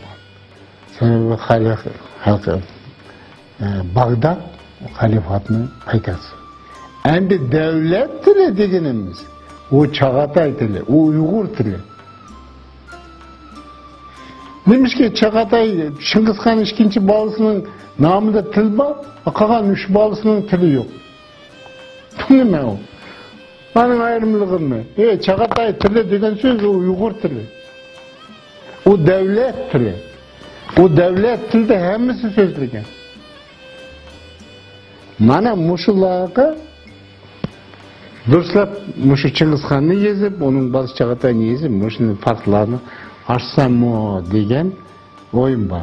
Bırak amal kança. Onun üstüne yan çıktı şu. Anti pulun olsa yan çıktığında cangalda şoğa degende şu şoğa yetememediniz. Endi Xudaga şükür, akılaba, nelaba, sınırlaba, dostlara uğrattıkan yardım kıvatıdı. En bay dep kettim, şu kitaplar hemisi bana şu yardımın akısadın ki var. Endi bu kitaplarının müzanlamanı bakıgansılar, kağızı yakşı, mukabizi yakşı, bağımı tarihini dese bağ, kitabın bağımı dese bağ. O madak emez, bunu karısan mı, anaksan mı, andaksan mı zıkılmaydı bu. Mekkem tikilgen. Onun emesi, mandak etkandak, pulu, şeyli bağ. Bana su taksimi işinin bulmaydı bununla. Ayaklar, kartları, emesi, bunu, süretleri, emesi yakşıydım kan. Hatta gaybırlarım onu, Buna yazıklarını, bunu harflerini, yazıklarını kuruşturdu. Eğer de ben hazır normal kitapla yazdığım olsam bu mançılık oldu. O bana kötemedi beni yançoğum. Onun için ben bu şu her bir nimini saklap degendek müşü mümkünse geçem nurgun yapamasın berip bunu çakan kıp çıkış kerim. Şunun içinde harfinin özünün şekli, yugan emez, çakanlara. Endi bu menin kitaplarımın hemisi Orus tilde çıktı. Orus tilde çıktığını burun Soyuz'un vakti ittifak vaxtida balalarning ko'pincha, ziyolilarning ko'pincha Oruscha o'qigandan keyin endi u doir nihoyatda keng şu 15 respublikadaymiz, 15 respublikaning odamlari u yerda turadiganlar hammasi Oruschani yaxshi biladi. Oruschani chet ellardami yaxshi biladi. Shuning uchun men buni Oruscha yozdim. Endi Oruschadan boshqa tilga yo'tkash o'ng'ayroq. Endi bu yerda mana Uyg'ur degan bilan yalnız Uyg'ur emas. Bu yerda ikki qit'asi deymizmi, kontinent. Avropa ve Asya bu. Ben 5'de yetip ettim. Евро-Азия халыклары Uygur'un tarixini öğrenmey, özünün tarixini yazsa, ulanın tarihi çalı bulup kaldı. Şunun için bu Avrupa, Asya'da tuğan hemme halkka ortak kitap. Endi şu halkının adamları şu kızıkıp, şu Uygurlarla bizim tariximiz bağlanışlı diken dep tecrübeler çıkarsa, nur üstüne nur oladı. Endi internette ba, mandak özüm elçihallar arkalık bunu tarattım. Ularda menin nimelerim ba, üzerinden turgan jaylarımdan nomeri, e-mail hemmisi ba. Endi Xuda buyursa chet elda şu kitapga qiziqib, shuni boshqa tilda chiqirmiz mı degan o'g'il bolalar chiqadi degan cho'ng ümitim bor. Xudo buyursa uni ko'rib qolamiz. Rahmat ukam mana Abdurahmon, Amroq mana akam o'tadi. Fikrim mana yaxshi sizlarning aqanglardan, sizlarning shu qo'llab-quvvatlashinglardan bugun mana mashhad beshimizni qo'shib o'tirmiz. Ko'p kursi ko'l bo'ldi deydi-ku. Hammamiz ha deydigan bo'lsak, bizning xalqimiz xeyli bir yuqori darajaga, yuqori hurmatga ega bo'lib qoldi. Burundimi egilab kelyapti-ku. Uyg'urning bitmas, tumas g'aznisi bor. Endi biz shuni chet ellarga, o'zimizga keng turda tashviqot qilib yetkazish. Aziz qarindoshlar, Qasım Mesmi Efendimning hayotini hammanglar bir qo'rib bilib chiqdik. Hammanglarning ko'rginiga o'xshash Qasım Mesmi Efendim Uyg'ur tarixi haqida nihoyat ko'p izlangan bo'lib, chet eldagi sanoqliq Uyg'ur tarixchilarimizdan birisi. Aziz qarindoshlar, mana yuqori Qasım Efendimning ba'zi kitoblarini tanishib o'tdik. Mümkün bo'lsa bu kitaplarni mening mushu Arik TV vasitasi orqali Uyg'ur qarindoshlarga deydiganim bo'lsa Uyg'urcha koni yoziqda, Uyg'urcha latin yoziqida bir Uyg'ur baylarimiz va yoki Uyg'ur tashkilotlarimiz bunga bir ko'ngil bilsa va yoki har qaysi so'lab turayotganlar har qaysi tillarga tarjima qilish orqali Qasım Mesmi Efendimning mushu bir umrlik hayotida ishlab chiqqan shu 4 qism kitobi ve yoki eng oxirgi kitobi nihoyat mukammal bo'lganligini o'zim so'zlab o'tdi. Mush kitobini bo'lsa-mu bir necha xil tilda taqib etgan bo'lsak, nihoyat yaxshi bo'ladi deb qarayman. Qasım Mesmi Efendimning bundan keyingi ishlariga utuq tilayman, salomatlikka uzun umr tilayman. Ekran oldidagi barliq qarindoshlarimizga vaqtlarni ajratib, Musharik TV'ning programmalarini ko'rganlar uchun nihoyat ko'p rahmat aytaman. Hammanglar omon bo'lgaysizlar. Xayr, Allohga omonat. Kelar qitimliq programmamiz ko'rishgacha omon bo'lgaysizlar.